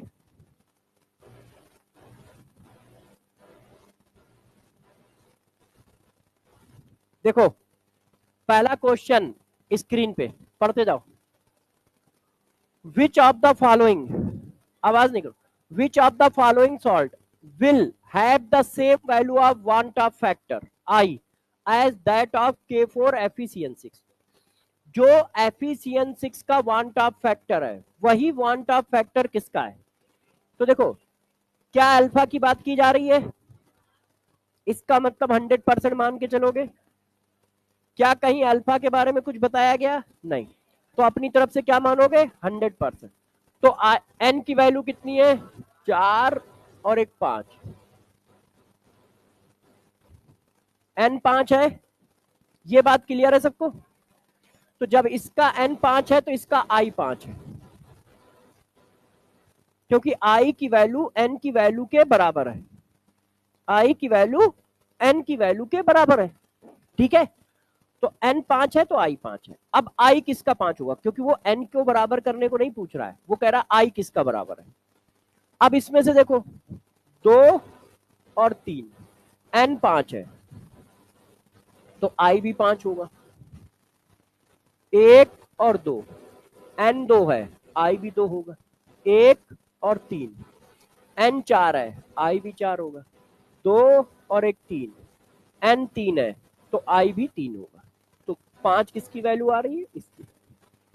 ठीक है, बात समझ पाए कैसे किया। अच्छा, अब धीरे धीरे हम लोग क्वेश्चन को चेंज करते जाएंगे और बताते चले जाएंगे, ठीक है। एक एक करके हम लोग सारे क्वेश्चन करेंगे, ये जितने भी दिख रहे हैं आपके लिए हैं। अब मैं स्टार्ट कर रहा हूं। अब देखो, which of the following pairs of solution can be accepted to isotonic, isotonic पढ़ाया है, आइसोटोनिक है सेम टेम्परेचर। यदि कह रहा है इनमें से कौन सा पेयर आइसोटोनिक है, तो आइसोटोनिक का मतलब क्या होता है, सेम वेपर प्रेशर। इसका मतलब दोनों के वेपर प्रेशर बराबर होने चाहिए। अब देखो, वेपर प्रेशर का फार्मूला क्या है, ICRT। क्या कहीं टेम्परेचर की बात की गई, हाँ, दोनों का सेम है कि नहीं। अच्छा, आर वैसे ही कांस्टेंट है, इसका मतलब आई और सी पे डिपेंड करता है। आई और सी की वैल्यू सेम है तो पाई की वैल्यू सेम है। क्लियर है, आई और सी की वैल्यू सेम है तो पाई की वैल्यू सेम है। तो यदि ये आइसोटोनिक है तो दोनों के वेपर प्रेशर आपस में बराबर होने चाहिए। इसका मतलब दोनों के आई और सी का मल्टीप्लाई आपस में बराबर होना चाहिए। दोनों के आई और सी का मल्टीप्लाई आपस में बराबर होना चाहिए, क्योंकि टी पहले से बराबर है, आर वैसे ही कांस्टेंट है। तो करें, देखना आप लोग जरा ध्यान दीजिएगा सभी बच्चे। देखो, 0.1 × 2, 1 2, जितना n उतना आई, है कि नहीं, जितना n उतना आई। तो आई, अब यहां करो, 1 × 3 बराबर है, नहीं, आंसर नहीं है। अच्छा, 0.1 × 1 यूरिया है, ना तो एसोसिएशन करेगा ना डिसोसिएशन। 0.1 × 2 बराबर है, नहीं, तो ये भी आंसर नहीं। 0.1 × 1, 0.2 × 3, ठीक है, बराबर है, तो ये भी आंसर नहीं है। 0.1 × 1 और 2 3, 0.1 × 2 और 1 3, सेम है। वो पूछ रहा है इनमें से कौन से सॉल्यूशन आपस में आइसोटोनिक है। आइसोटोनिक का मतलब वेपर प्रेशर सेम होना, आइसोटोनिक का मतलब वेपर प्रेशर सेम होना, और वेपर प्रेशर सेम होने का मतलब आई इंटू सी की वैल्यू सेम होना। क्यों, टेम्परेचर दोनों का सेम भाई बोल चुका है, आर कांस्टेंट होता है। क्लियर है ये बात, सब लोग समझ पा रहे हो। अच्छा, अब तुम्हारा मन कर रहा है कि हम एक क्वेश्चन और करेंगे, इसको अच्छे से पढ़े और समझे।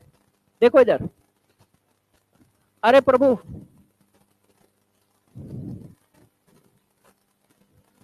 देख लो यार, कर लेना यार, तुम्हें मना थोड़ी किया गया है ना। और तुम भाई ऐसी जगह बैठा करो कि ये देख सके तुम्हें, मेरे को डिस्टर्ब होता है।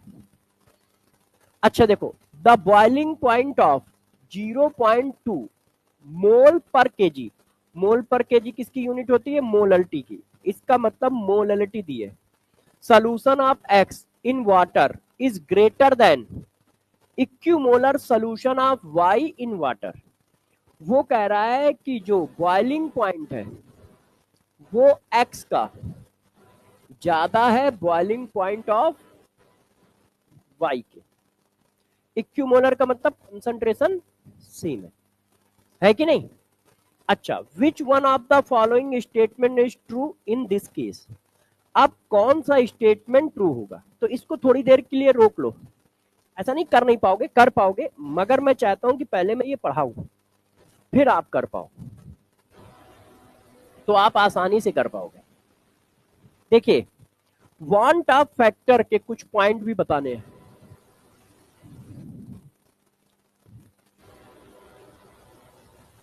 ध्यान दीजिएगा सभी बच्चे।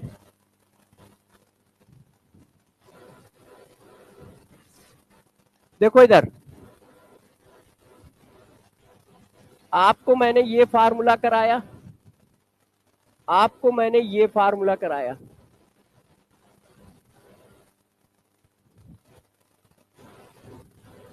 सही है। अब जरा सब लोग सुनते जाइए, समझते जाइए। यदि मैं ये बात लिखूं तो किसी बच्चे को बुरा तो नहीं लगेगा?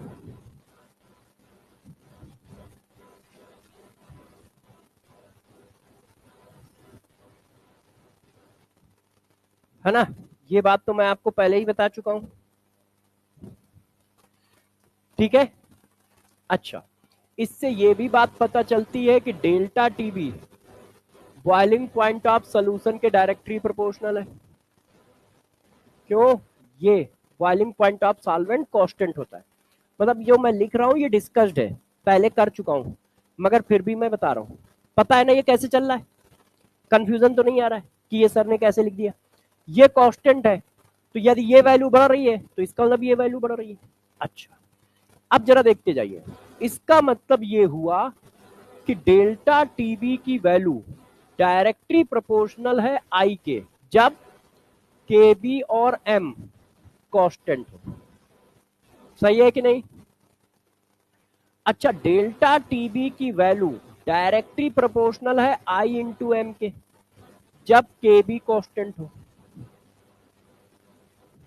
सही है? ये कांस्टेंट है तो ये हो गया।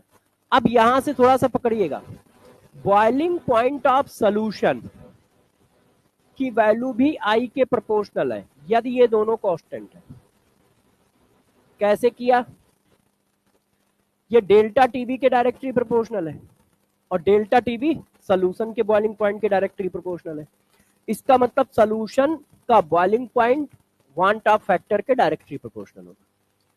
दिक्कत तो नहीं है? अच्छा, तो यदि दिक्कत नहीं है तो एक बार और लिख देता हूं। यदि मैं इसको ऐसे लिख दूं तब भी आप बुरा नहीं मानोगे। मान लो कहीं पर कंसंट्रेशन वैरी कर रहा है, यदि ये डेल्टा टीबी के डायरेक्टली प्रोपोर्शनल है तो बॉइलिंग पॉइंट के भी डायरेक्टली प्रोपोर्शनल होगा, क्योंकि बॉइलिंग पॉइंट और डेल्टा टीबी आपस में डायरेक्टली प्रोपोर्शनल है। क्लियर है? अब जरा देखना, यहां तक की बात सही है। मैंने आपको पढ़ाया है कि K b only depend upon solvent, only depend upon solvent nature. मतलब जब सॉल्वेंट चेंज होगा तभी के बी चेंज होगा। ये भी मैंने आपको पढ़ाया है। ठीक है, यहां तक सही है। अच्छा देखो, एक और बात, ये आपको अभी तक मैंने नहीं बताई ये बात, क्योंकि इस बात पर क्वेश्चन मेडिकल में आया नहीं है। बुकों में दिया है मगर मेडिकल में नहीं आया है। क्या? कि डेल के बी इक्वल टू क्या होता है? R Tb square upon R Tb square upon 1000 into delta H vaporisation into molecular weight of solvent. Sorry, अरे यार, देखो क्या है बताता हूं। टीबी क्या है? Boiling point of solvent. सुनते जाइएगा। ठीक है, मॉलिक्यूलर वेट वो तो मैंने लिख ही दिया है, molecular weight of solvent. Delta H enthalpy of vaporisation, enthalpy of vaporisation. ठीक है। अब वैसे इस पर फिर से बता रहा हूं, नीट में कभी क्वेश्चन नहीं आया है। मैं बताता जाऊंगा किसका कितना इंपॉर्टेंस है, तो ना वाले का बताता चलूंगा। नीट में इस पर कभी क्वेश्चन नहीं आया, आएगा तो डायरेक्ट फार्मूला बेस्ड आएगा, तो आप बस फार्मूला याद रखना। तुम गलती कहां करोगे वहां बता देता हूं।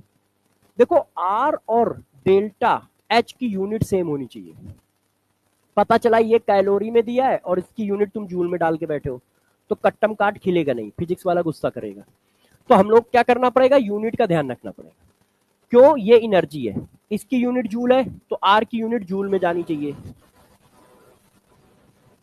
ये जूल में है, joule kelvin inverse mole inverse. हम लोगों को पैरेलल में फिजिक्स का पूरा ध्यान रखना है। और यदि ये कैलोरी में तो इसकी यूनिट कैलोरी में जानी चाहिए, approximate 2 calorie kelvin inverse, mole inverse. तो बस यूनिट में दिक्कत आ सकती है, नहीं तो डिट्टो फार्मूला बेस्ड ही क्वेश्चन आएगा। यदि आया तो पिछले 10 सालों में, जब से, ठीक है, नीट का पेपर बना है, नीट का, तब से नहीं आया है। ठीक है, पहले 10 तरह के पेपर होते थे, तब कहीं पूछा गया हो तो, अभी तक मेरी नजर में फिर भी नहीं आया, फिर भी कहीं पूछा गया हो। क्यों? हर स्टेट के अपना मेडिकल होता था आज से 15 साल पहले, हर स्टेट का अपना मेडिकल है, एम्स अलग है, मगर पिछले सालों में कहीं पेपर में नहीं आया। ठीक है, तो इसकी इंपॉर्टेंस बताता चल रहा हूं कि कितना करना है कितना नहीं। अच्छा, वापस आ जाओ, अब गौर से, अब freezing point of delta TF, मैंने आपको पढ़ाया है freezing point of solution minus freezing point of solvent, book से थोड़ा हट के। ठीक है, सोल्यूशन माइनस सॉल्वेंट पढ़ाया है, बुक में सॉल्वेंट माइनस सोल्यूशन लिखा है। अच्छा, अब देखो, मैंने आपको बताया है कि फ्रीजिंग पॉइंट और फ्रीजिंग पॉइंट ऑफ सोल्यूशन एक दूसरे के इनवर्सली प्रोपोर्शनल होते हैं, क्योंकि ये वैल्यू कांस्टेंट है और ये वैल्यू डिक्रीज करनी है। डेल्टा टीएफ क्या है? डिस्पर्शन ऑफ फ्रीजिंग पॉइंट, मतलब वैल्यू कम होनी है, डिक्रीज होनी है। तो जो वैल्यू इसकी होगी उससे ये कम वैल्यू आनी है इसकी सोल्यूशन की, तो ये वैल्यू बढ़ेगी तो ये वैल्यू कम होगी। यहां पर इनवर्सली प्रोपोर्शनल है, यहां डायरेक्टली प्रोपोर्शनल है। तो इसका मतलब डेल्टा टीएफ की न्यूमेरिकल वैल्यू जो है वो आई और एम के डायरेक्टली प्रोपोर्शनल है। यदि के एफ कांस्टेंट है या डेल्टा टीएफ की वैल्यू आई के डायरेक्टली प्रोपोर्शनल है, यदि के एफ और एम दोनों कांस्टेंट है। मगर इसी जगह पे जब हम फ्रीजिंग पॉइंट ऑफ सोल्यूशन करेंगे तो इनवर्सली प्रोपोर्शनल आएगा। तो बच्चों को बस थोड़ा सा डाउट यहां रहता है, इसमें डायरेक्टली है इसमें इनवर्सली है, तो बच्चे झोंक में चलते हैं, डायरेक्टली ही चलते हैं मोस्टली, क्योंकि सब जगह डायरेक्टली डायरेक्टली डायरेक्टली डायरेक्टली, तो वो इनवर्सली वाला भूल जाते हैं। तो थोड़ा सा इस पर फोकस रखिएगा, ध्यान रखिएगा, जैसे गलती ना हो। ये कब है? जब के एफ कांस्टेंट है, और ये कब है? जब के एफ और एम दोनों कांस्टेंट है। इतनी बात समझ में आई कि नहीं सबको? ठीक है। अच्छा, इसी तरह से के एफ, वैल्यू ऑफ के F only depend upon nature of solvent. के एफ की वैल्यू भी नेचर ऑफ सॉल्वेंट पे डिपेंड करती है। क्वेश्चन में हमेशा दी जाएगी, आपको याद करने की जरूरत नहीं है। किसी किसी बुक में एक दो क्वेश्चन ऐसे भी पड़े जहां पे इसकी वैल्यू मिसिंग है, मगर आपको याद करने की जरूरत नहीं है। ठीक है, अब मान लो इसका भी कहीं निकालने को बोल दे तो डिट्टो यही छाप दो, बस बॉइलिंग पॉइंट की जगह फ्रीजिंग पॉइंट।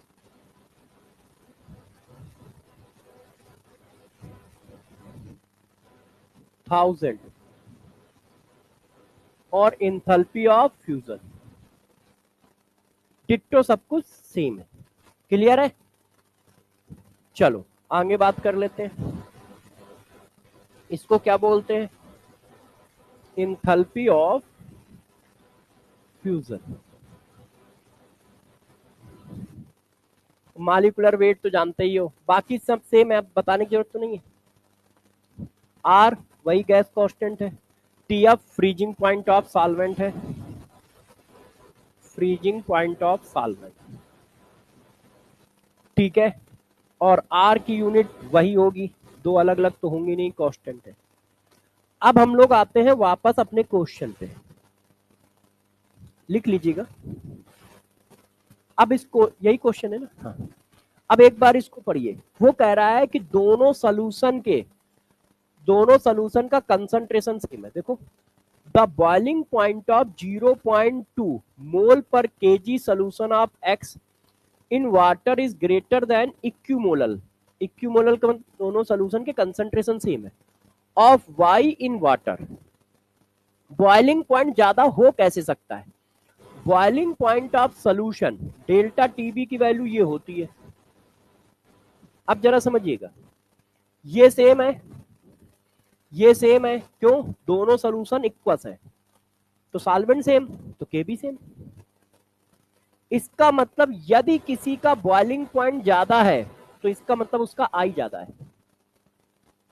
है कि नहीं? इसका मतलब x का आई ज्यादा है y के आई से। कोई प्रॉब्लम?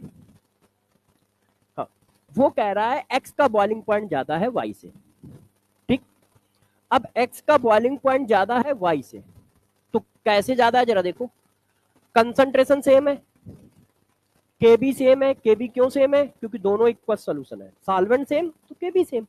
के बी की वैल्यू किस पे डिपेंड करती है? सॉल्वेंट पे, और सॉल्वेंट दोनों के इक्वल सोल्यूशन है। तो फिर डेल्टा टीबी किस पे डिपेंड करेगा? आई पे।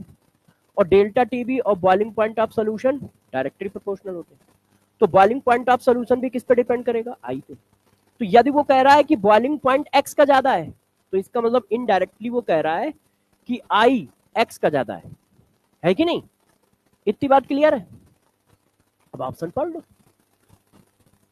एक्स अंडर को डिसोसिएशन इन वाटर, हाँ, यदि डिसोसिएशन होगा तो आई की वैल्यू बढ़ेगी, आपको पढ़ाया है।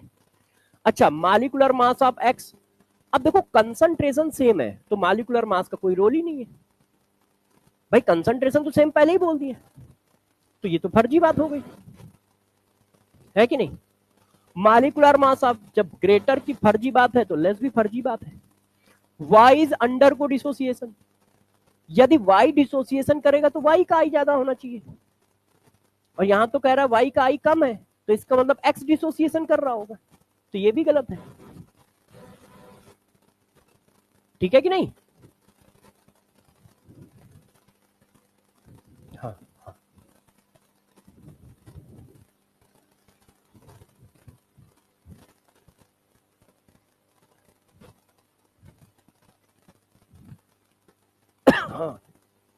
हाँ हाँ हाँ, डायरेक्ट रूट प्रोपोर्शनल होता है, बताया भी है, वही लगाया है। बात समझ पा कैसे किया है? अरे जनता, समझ पा रहे हो? भाई मुझे करना होगा तो मैं टेबल पे बैठ के कर लूंगा, खड़े होके नहीं करूंगा, इसलिए देखते जाओ, करते जाओ, समझते जाओ। कुछ अलग लगाएं तो बताओ कि हाँ सर कोई अलग कॉन्सेप्ट लगाया, वही लगेगा। आपको बस याद रखना जो बातें बोली हैं, और जो बोली है बस वही लगाएंगे। ऐसा भी नहीं होगा कि जो बताया नहीं वो अचानक लगा दें, ऐसा होगा ही नहीं। बात समझ पा रहे हो?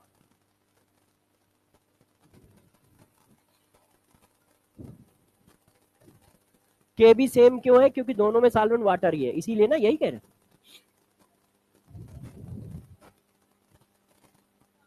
नहीं नहीं, इसलिए गलत ऑप्शन ये नहीं है, इसलिए ऑप्शन में ये नहीं हो सकते क्योंकि कंसंट्रेशन पहले से ही बराबर है। तो मालिकुलर वेट क्या करता है? कंसंट्रेशन को इफेक्ट करता है। एक मिनट रुक जाओ, अरे भाई जनता ध्यान दो भाई, मोल of solute mass of solvent in KG, यही फार्मूला है। तो मालिकुलर वेट यदि अलग अलग होगा तो किस पे इफेक्ट आएगा? कंसंट्रेशन पे। तो कंसंट्रेशन तो भाई ने पहले ही सेम कर रखा है, तो मालिकुलर वेट से लेना देना ही नहीं। यदि दो सॉल्यूट का मालिकुलर वेट अलग अलग है तो उनका कंसंट्रेशन अलग अलग आ सकता है कि नहीं? मगर वो पहले से कंसंट्रेशन बराबर दे के चल रहा है, तो मालिकुलर वेट का कोई इफेक्ट नहीं आ रहा है। यदि वो इक्विमोलर ना लिखता तो ये भी आंसर हो सकते थे। क्यों? मालिकुलर वेट चेंज है तो यार कंसंट्रेशन भी चेंज हो सकता है, क्योंकि देखो कंसंट्रेशन में मालिकुलर वेट का टर्म आता है। मगर जब उसने कह दिया ये कांस्टेंट है, इसका मतलब उसने एक दूसरे को बैलेंस कर रखा है, हमें चेक करने की जरूरत ही नहीं है। वो खुद कह रहा है कि दोनों का कंसंट्रेशन कांस्टेंट है। इस वजह से मैंने कहा है कि ये और ये गलत है, ये आंसर नहीं हो सकते। इसका केबी से कोई लेना देना नहीं, सॉल्वेंट से लेना देना नहीं, है ना? बात समझ पा रहे हो कैसे किया? अच्छा, तुम जिद भी करते हो कि सर और करूंगा, तो ये लो। अब देखो इस क्वेश्चन को पढ़ो, क्या लिखा क्या है। Of the following 0.1 m equal solution. अब देखो 0.1 मतलब कंसंट्रेशन सेम, इक्वस मतलब के बी सेम। सबके सब इक्वल सोल्यूशन है तो के भी सबका सेम है, कंसंट्रेशन सबका सेम है, यहां तक ठीक है। हाँ, आगे क्या है, which one will exhibit the largest freezing point depression, इसका मतलब डेल्टा टीएफ की वैल्यू पूछ रहा है। अब कंसंट्रेशन सेम है, के एफ की वैल्यू सेम है,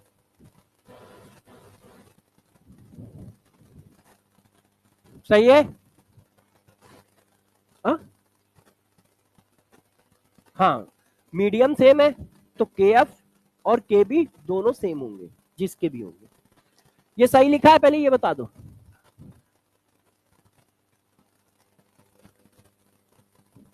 एक मिनट उस बच्चे क्वेश्चन सुनो। हाँ,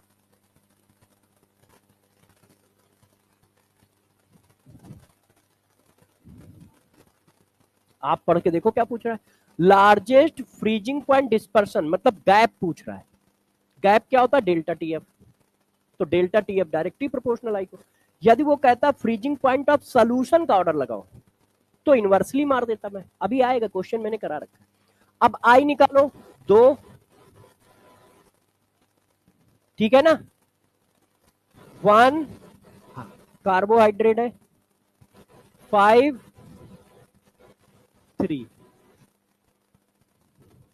कोई बात नहीं, जितना समझ पाएगा उतना ही तो बोलेगा, अब सीख रहा है, सीख रहा है, ठीक है, कर पा रहे हो। अच्छा, मानोगे नहीं, एक क्वेश्चन की और डिमांड है, ये लो, अब पढ़ो, which of the following aqueous solution, देखो इक्वस लिखा, इसका मतलब सबका के बी या के एफ सेम है, solution as minimum freezing point. अब बताओ ये किसकी बात कर रहा है, फ्रीजिंग पॉइंट की बात कर रहा है या डेल्टा टीएफ की बात कर रहा है। वो कह रहा है कि भाई विच of the following aqueous solution has minimum freezing point, मतलब डेल्टा टीएफ की बात नहीं कर रहा है, सिर्फ टीएफ की बात कर रहा है। अब गौर से देखो, के एफ सेम है मगर कंसंट्रेशन कहीं सेम है ऐसा नहीं कहा गया है, तो ये क्या हुआ, सही है, रिलेशन सही है कि नहीं, सब पहले ये बताओ, ये ठीक लिखा है। अब वो कह रहा है मिनिमम, यदि इसको मिनिमम लाना है तो ये क्या होना चाहिए, तो आई इंटू एम काउंट करना शुरू करो, एम इंटू आई, ये समझ पा रहे हो ना कैसे लिख रहा हूं, मतलब सही चल रहा है, ठीक है, सदमे में, सही है, सदमा तो नहीं आ रहा ना, ठीक है। एक्चुअल में वो ऐसे देख रहे तो मैंने कहा लगा सदमा भाई कि ये सर ने कैसे लिख दिया। देखो 1 और 2 3,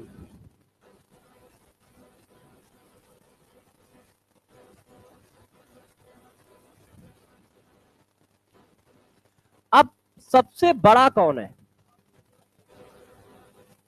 ना, तो सबसे बड़ा होगा तो फ्रीजिंग पॉइंट ऑफ सोल्यूशन सबसे कम होगा, क्योंकि इनवर्सली प्रोपोर्शनल का साइन है, सही चल रहा है। और ये पीवाई क्यों है, इसका मतलब समझ लो कितने रद्दी टाइप के क्वेश्चन मिलेंगे, मगर उस दिन फिर भी नहीं कर पाओगे क्योंकि ये अभी अभी पढ़ाया है, तो तुम्हें कौन इनवर्सली है कौन डायरेक्टली है याद है, उस दिन तक तो इसी में कंफ्यूजन होगा कि इनवर्सली था कि डायरेक्टली था, है ना। हाँ, क्यों, क्योंकि ना तो ये क्या है मूवी चल रही है ना कुछ। अब थोड़ा कहानी को आगे बढ़ाते हैं।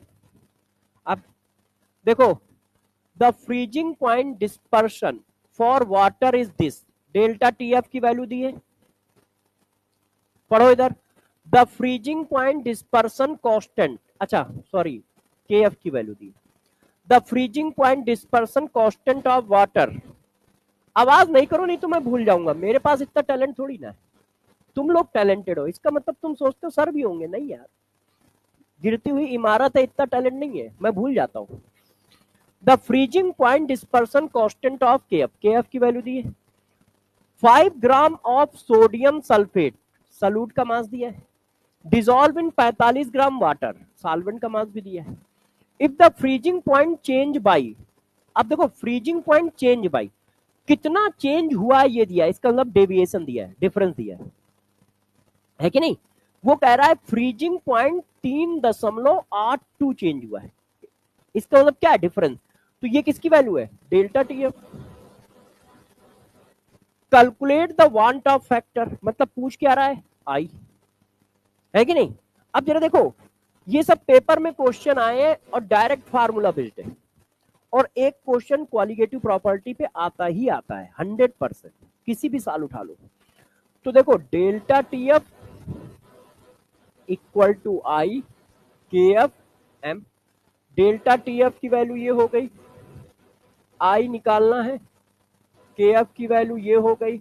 अब देखो मोल of solute 5 divided by sodium sulphate को जरा बताओ 142, मास ऑफ सॉल्वेंट, अब मास ऑफ सॉल्वेंट किसमें, ग्राम में, तो mass of solvent in gram into 10⁻3। अब आप इसको सॉल्व करो, आई इक्वल टू, ये सब इधर ले जाओ,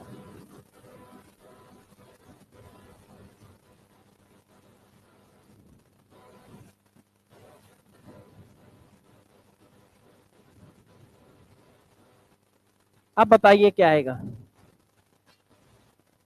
हथियार किधर है, हाँ 3.82 इंटू 45 इंटू 142, कोई गड़बड़ है क्या, डिवाइडेड बाय, तो आई की वैल्यू आ रही है 2.624। अब देखो आई पूछा गया है, आई देखो मैच कर रहा है, ठीक है, सही चल रहा भाई। डायरेक्ट फार्मूला लगाना था, वैल्यू डालनी थी, कर दिया, कर लोगे, अच्छा यार जिद बहुत करते हो। ओए अब इस क्वेश्चन को जरा समझो, ये क्वेश्चन की लैंग्वेज अच्छी है, डायरेक्ट फार्मूला बेस्ड ही क्वेश्चन है, मगर आप ये पकड़ पाओ कि पूछ क्या रहा है, इसके लिए उसने थोड़ा लैंग्वेज टफ की है। जरा पढ़ना सब लोग। 0.0020 m equal solution of ionic compound CONH3 5NO2Cl freeze at, अब देखो फ्रीज एट इसका मतलब ये फ्रीजिंग पॉइंट दिया है कि नहीं। अब वाटर के केस में फ्रीजिंग पॉइंट और डेल्टा टीएफ सेम होते हैं, क्यों, क्योंकि सॉल्वेंट का फ्रीजिंग पॉइंट क्या है, 0। तो जब सॉल्वेंट का फ्रीजिंग पॉइंट 0 है, देखो डेल्टा टीएफ इक्वल टू है freezing point of solution minus freezing point of solvent. अब ये वैल्यू 0 है, तो जरा बताओ क्या आएगा, ये बराबर ही तो आएगा। तो वो सॉल्यूशन का फ्रीजिंग पॉइंट दे रहा है, वही डायरेक्ट डेल्टा टीएफ है। तो एक जगह यहां घुमाया गया है, छोटा सा कॉन्सेप्ट उसने यहां चिपकाया है कि बच्चे सोचे कि यार डेल्टा टीएफ कैसे आएगा, तो वो डायरेक्ट डेल्टा टीएफ ही है वाटर के केस में, और आपके पास वाटर का ही केस आएगा, नहीं तो उसको फ्रीजिंग पॉइंट देना पड़ेगा, क्योंकि हम लोगों को सपने तो आएंगे नहीं कि किसी सॉल्वेंट का फ्रीजिंग पॉइंट क्या होता है, ना तुम याद करोगे ना हम। तो इसका मतलब डेल्टा टीएफ दिया है, number of mole of ion which 1 mole of ionic compound produce on being dissolve in water, KF की वैल्यू दी है। अब ये पूछ क्या रहा है, बस ये मुझे बता दो, फिर से पढ़ लो एक बार, number of mole of ion, ठीक है, which 1 mole of ionic compound produce, dissociation का केस है कि नहीं। अब डिसोसिएशन केस में जरा एन की वैल्यू क्या होती है, 1 मोल आयन 1 मोल कंपाउंड कितने मोल आयन प्रोड्यूस कर रहा है, इसका मतलब वो एन पूछ रहा है, चेक करिए। वो कह रहा है कि 1 मोल कंपाउंड कितने मोल आयन प्रोड्यूस करेगा, तो एन पूछ रहा है, एन यही तो होता है कि मॉलिक्यूल डिसोसिएट होने के बाद कितना प्रोड्यूस करेगा। भाई HCl है, जरा इसको पढ़ के सुनाओ क्या लिखा है अच्छे से। यहाँ क्या लिखा है, एक ही तो लिखा है। 1 मोल कंपाउंड कितने मोल आयन कर रहा है, 2 मोल। n इक्वल टू 2 छाप रहे हो, n ही तो पूछ रहा है। देखो 1 मोल कंपाउंड कितने मोल आयन प्रोड्यूस कर रहा है, तो तुम क्या बताओगे, 2। यही तो n होता है, यही तो n होता है। इसका मतलब भाई n पूछ रहा है। अब देखना और थोड़ा आगे चलते हैं। क्या अल्फा के बारे में कुछ इंफॉर्मेशन है, इसका मतलब अल्फा कितना मानोगे, 100%। यदि 100% है तो जो n है वही i, इसका मतलब i पूछ रहा है वो है, बस हमको परेशान कर रहा था। तो इस क्वेश्चन में 2 जगह घुमा है, एक कि आपको सॉल्यूशन का फ्रीजिंग पॉइंट दिया तो तुम्हें ये खुद पकड़ना पड़ेगा कि यही डेल्टा टीएफ है। दूसरा कि ये पूछ क्या रहा है, क्योंकि भाई निकालेंगे क्या, तो आप या तो ये मान के चलोगे कि यार ये n पूछ रहा है, और n पूछ रहा है तो i पूछ रहा है। क्यों, यदि अल्फा नहीं गिवन है तो i और n आपस में बराबर है, अभी पीछे पढ़ाया है, इसका मतलब ये i पूछ रहा है। पीछे वाले क्वेश्चन में भी क्या पूछा गया था, i, मगर वहां डायरेक्ट पूछा गया था, भाई ने वहां डायरेक्ट बोला कि i बताओ है।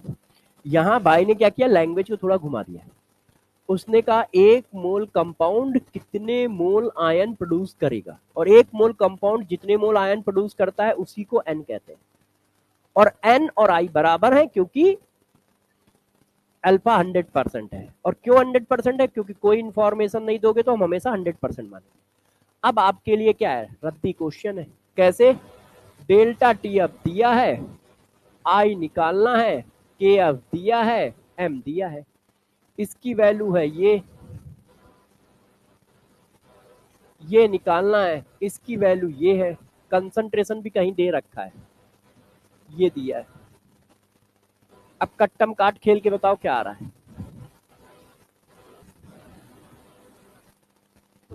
है ना, बस जो आई वही एन।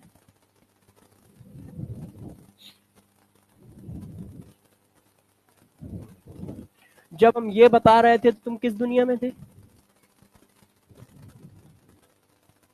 जब ये बता रहे थे तो कहां पाए जा रहे थे, तो ये बता तो दिया पहले कि फ्रीजिंग पॉइंट ऑफ सोल्यूशन और डेल्टा टीएफ आपस में बराबर होते हैं वाटर के केस में, क्योंकि इसकी वैल्यू 0 है, तो ये दिया है, इसका मतलब ये दिया है ना। देखो आप ये मत सोचो कि नेताजी का भाषण चल रहा है, उसमें कुछ सुनो या ना सुनो कोई फर्क नहीं पड़ता है ना। इसी भाषण के लाखों रुपए आपने दिए हैं, तो एक एक लाइन को दिमाग में बैठा लो कि क्या रहा हूं मैं, सोच लो आप, इसी भाषण के लाखों रुपए दिए, तो जब मैं बोल रहा हूं तो उसको बहुत शांति से सुनो, क्योंकि इसी बात के तुमने लाखों रुपए दिए हैं, ना बैठने के दिए हैं, ना स्क्रीन के दिए हैं, ना एसी के दिए हैं, ना पंखे के दिए हैं, सिर्फ भाषण के पैसे दिए हैं। तो भाषण तो अच्छे सुन लो कि क्या बोला जा रहा है, ठीक है ना। हाँ। तुमने हजारों दिए मगर हमारे पास तक लाखों पहुंचे हैं। भाई आप सोचो, ऐड करो सबको, भाई तुमने हजारों दिए, इन्होंने भी हजारों ही दिए ना, है, तो आप समझो। आप क्वेश्चन करो, मैंने देखो बताया है कि मैं मैक्सिमम चीजें इस जगह पे खड़े होकर सच बोलता हूँ, झूठ नहीं बोलता, और मैंने आपको कहा है कि कोई गलत बात नहीं है। हाँ मेरी कोशिश है कि सबकी हेल्प करे, सबको दिक्कत ना आने दे, मगर वो कोशिश है, ठीक है, उसमें मैं कोई अपनी जान नहीं दूंगा। मैं भी चाहूंगा भाई मैंने भी मेहनत की, मेरा भी करियर रहे, मगर हाँ एक होता है दाल में नमक खाना, एक होता है सिर्फ नमक खाना, तो मैं दाल में नमक जरूर खाऊंगा, नहीं तो मैं कैसे जीऊंगा, है कि नहीं, मैं कैसे जीऊंगा। झूठ ज्यादा बोलता नहीं हूं, चलो करो बच्चों से, वैसे मैं झूठ दुनिया बोलती, मैं भी बोलता हूं, इंसान हूं। पढ़ो भाई, 0.5 molar equal solution of weak acid, देखो कंसंट्रेशन दिया है, अच्छा वीक एसिड है, अल्फा इस बार दिया है, देख लो 0.5 molar equal solution of weak acid is 20% ionise, alpha दिया है, ये देखो अल्फा दिया है और कंसंट्रेशन दिया है। अच्छा, इफ के एफ फॉर द वाटर, भाई ने के एफ भी दे रखा है, the lowering in freezing point of solution, मतलब क्या निकालना है, वो कह रहा है कितना फ्रीजिंग पॉइंट कम हुआ है, डेल्टा टी एफ यही तो होता है कि कितना फ्रीजिंग पॉइंट कम हुआ है। ये बात समझ में आ गई? तो बस क्वेश्चन खत्म हो गया। भाई आपको डेल्टा टी एफ निकालना है तो आपको क्या क्या चाहिए? ठीक है, के एफ पहले से दे रखा है, कंसंट्रेशन डायरेक्ट दे रखा है, कहीं से आई का जुगाड़ हो जाए तो बस काम खत्म है। अच्छा, डिसोसिएशन का केस है तो आई का जुगाड़ कर देते हैं। एन की वैल्यू 1, 2, अल्फा 0.2। अब इधर उधर कर लो, आई उठा के यहां डाल दो। अब बताओ भाई आंसर क्या आ रहा है? इसको मल्टीप्लाई तो करो। हाँ भाई, उस बच्ची को बताना बुलाना। अरे जनता, कौन सी इंपॉर्टेंट बात कर रहे हो? अच्छा तुम उधर देख रहे हो? अरे वाह, ऐसे करके देख रहे हो। मान लो ऐसे बैठ के देखोगे तो नहीं दिखेगा, मगर ऐसे करके देखोगे दिखेगा। कितना टैलेंट बच्चों के पास है। मतलब बच्चे समझते हैं टीचर तो बहुत, और बहुत पुराना है ना, पुराने जमाने का, तो उसको क्या याद होगा। अरे भाई इसका मल्टीप्लाई तो करो। आप लोग कह रहे हो इसलिए मैंने ये लिख दिया, यही आया ना मल्टीप्लाई करने में। अब देखो अरे मर गया, ये आंसर लिखा जाए ये, तो फ्रीजिंग पॉइंट 0 से नीचे आया है। अच्छा देखो, बहुत सारे क्वेश्चन करा दिए आपको। अब के एफ की वैल्यू दी तो है, कहाँ पे है, 1 मिनट। हाँ पहुंच रहा हूँ। हाँ, ये कैल्विन होगा टेम्परेचर को। भाई ये कंसंट्रेशन का तो ये कैल्विन का हुआ ना।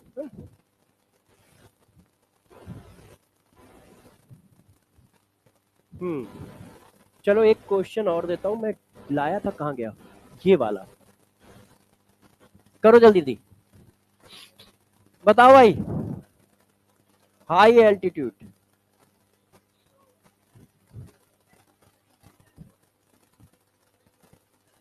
आप हाई एल्टीट्यूड पे जाओगे तो बॉइलिंग पॉइंट 100 से कम हो जाएगा। क्यों कम हो जाएगा? क्यों कम हो जाएगा? हाँ भाई, तुम्हें दिख रहा है ये, पहले ये देख लो, बताओ आंसर कौन सा होगा। डरो नहीं, कॉन्फिडेंस चाहिए हो तो बगल वाले थप्पड़ मार के गेन करो, इससे कॉन्फिडेंस बढ़ता है। बताओ, तुक्का मार लो। अच्छा, जब बॉइलिंग पॉइंट पढ़ाया था तब थे क्लास में? तो बताओ कैसे आएगा। हाँ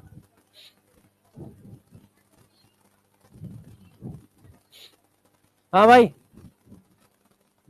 कैप वाले भैया भी क्यों?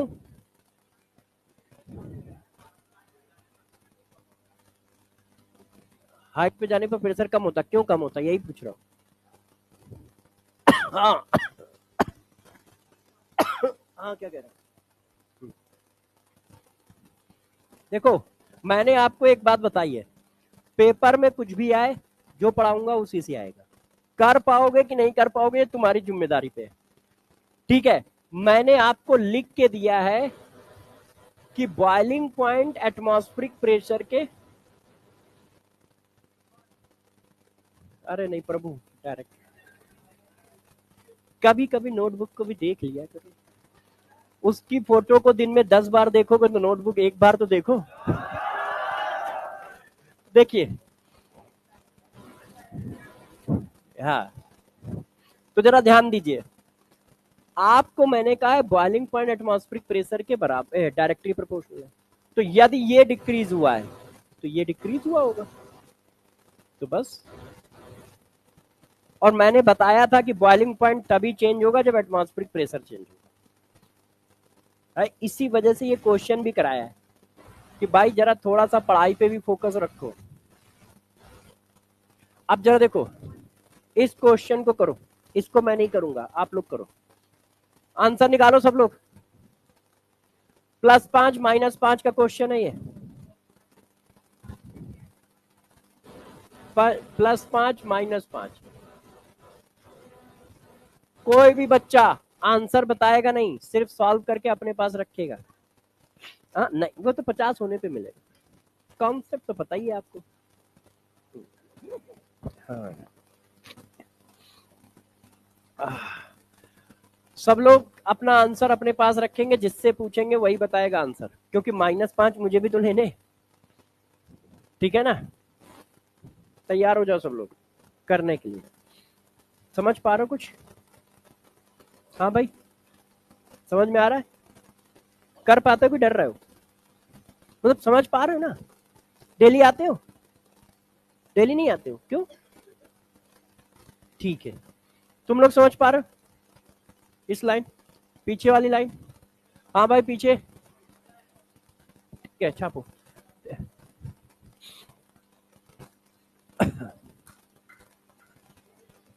5 रुपए के चक्कर में तुम ये थर्मस गिरा दोगे। उठाओ भाई, बताओ। सही चल रहा है? ठीक है, समझ रहे हो? बताओ फिर आंसर। तुम्हारा सब ठीक है? है? जल्दी से आंसर निकालो सब लोग। अपना अपना आंसर अपने अपने पास रखो, मैं पूछ लूंगा।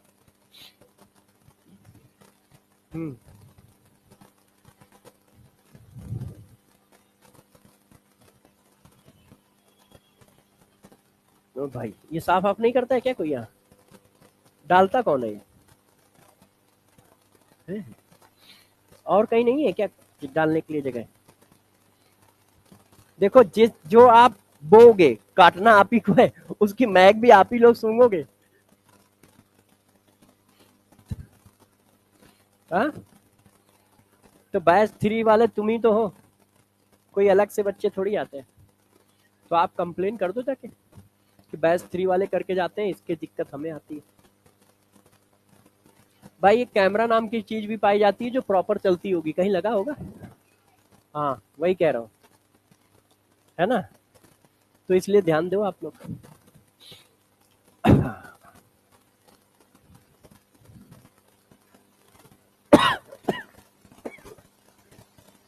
आंसर क्या निकला? और निकालिए। सब लोग देख लो, मैं अभी पूछूंगा सबसे कि क्या आंसर आ रहा है। देखो, आइसोटोनिक कह रहा है, इसका मतलब वेपर प्रेशर क्या होने चाहिए? बराबर होने चाहिए, है कि नहीं? बात सही है? अब सब लोग आंसर बताओ, तो 5 रुपए का डिसीजन हो। पहली लाइन, बताओ आंसर। ए। हाँ भाई, अभी कर रहे हो, कर लो, कोई बात नहीं, घंटों करो, कोई दिक्कत नहीं, कर लो। ए। नहीं पता तो -5। हाँ भाई, नहीं पता, अभी कर रहे हो बगल में। ए। हाँ भाई, पड़ोसी। ए। ए। हाँ भाई, आप 3 लोगों ने ये बताया है ना उधर, इसने कहा अभी मैं कर रहा हूँ।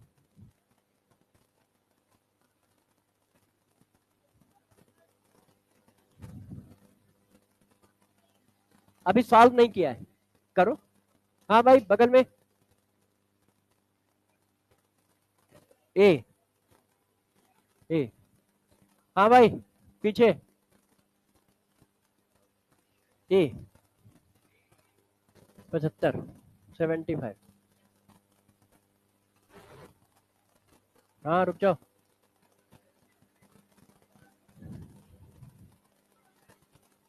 ए। हाँ,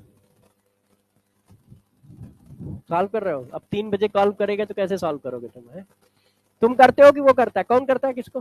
3 बजे कॉल कौन करता है? कर लो 3 बजे कॉल।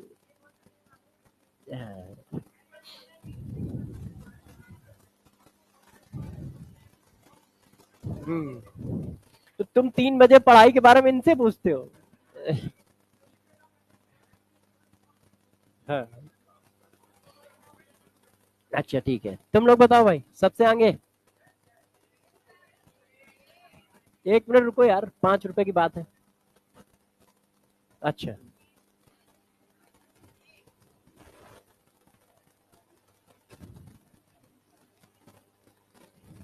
हाँ भाई, नहीं किया? कहाँ खोए हुए हो? सो रहे हो? अच्छा, सर दर्द कर रहा है? दर्द करेगा अभी और। ए, पीछे पीछे, हाँ। अरे नहीं, ये वाली, ये 1 2 3 फोर्थ रो। फोर्थ, हाँ।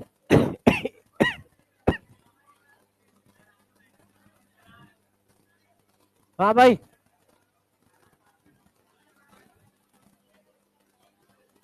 सी। ए,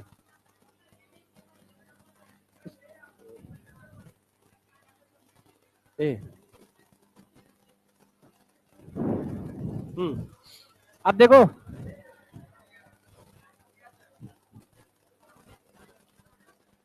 सॉल्यूशन 1 और सॉल्यूशन 2 एक दूसरे के आइसोटोनिक है। तो आइसोटोनिक का मतलब क्या होता है?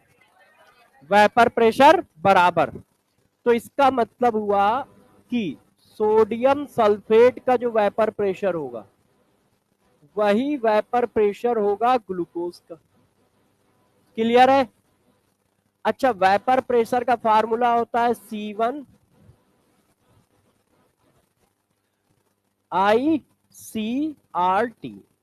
तो इसका भी यही हुआ, ICRT।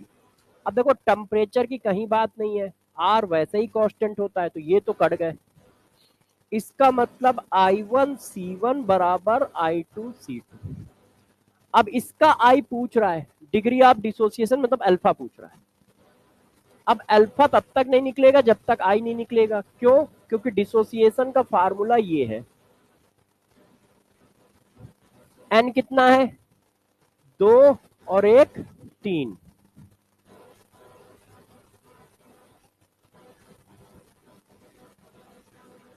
यदि आई निकल आए तो अल्फा निकल आएगा। तो आई कैसे निकालना है? तो इसका आई निकालना है। कंसंट्रेशन भाई का कितना दिया है? अब ये एक और जीरो है। अब ग्लूकोज है कार्बोहाइड्रेट, उसका आई कितना है? 1। अच्छा, एंड कंसंट्रेशन दिया है। अब वैल्यू निकालो जाके।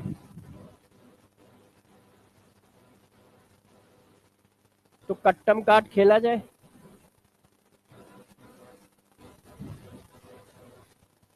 1 2 1 2, 10 डिवाइडेड बाई ये। तो आई की वैल्यू यहां डाल दी।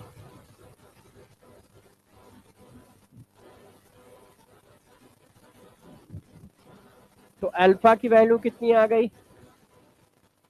0.75। अब 0.75 में 100 का मल्टीप्लाई कर दो, 75। हाँ, तो जिनके 5 5, हाँ 10, हाँ ठीक है। हाँ, तुम अपने हिस्से के याद रखो, हम अपने हिस्से के याद रखते हैं। -5 तुम्हारे अब टोटल हो कितने गए कॉर्नर? और भी तो माइनस हुए होंगे पीछे, तुम्हारे 10 माइनस के। तुमने आंसर नहीं बताया है, तुम्हारा माइनस। हाँ, तुम्हारा 20 ठीक है। हाँ ठीक है, ध्यान रखिएगा। अब हेडिंग डालो, आइडियल और नॉन आइडियल। हेडिंग लिखिए, आइडियल और नॉन आइडियल सोल्यूशन। टाइम की दिक्कत नहीं है, बैठ जाओ पढ़ो। कितने बजे क्लास खत्म होती है? 12:45 पे? 2 घंटे क्लास होती है ना? हाँ, अच्छा, 10:45 से 12:45। इसमें जो भी क्वेश्चन और हो वो भी कर लीजिएगा। कल हम लोग यहाँ से पढ़ेंगे आइडियल और नॉन आइडियल सोल्यूशन। अब हमारी 2 हेडिंग रह गई हैं, आइडियल नॉन आइडियल सोल्यूशन और हेनरी लॉ। ठीक है, और जिसको कोई क्वेश्चन ना आए, डाउट हो, तो बाहर पाया जाऊंगा, वहां से मिल लेना और पूछ लेना।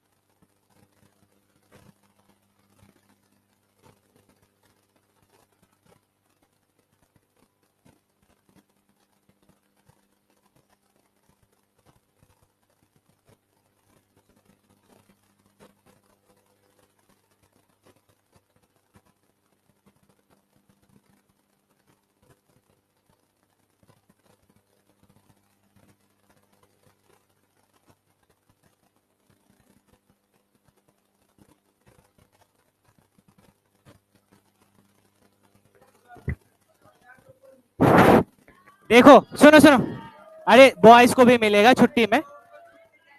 तुम लोग का तुम लोग का एक्स्ट्रा तुम लोग का एक्स्ट्रा हुडी आ गया है, तो शांति से अभी गर्ल्स जाके ऊपर ले लेना, ठीक है? बॉय छुट्टी में ले लेना। सुनो, तुम छुट्टी में ले लेना। कहाँ जा रहे हैं? अभी टाइम है।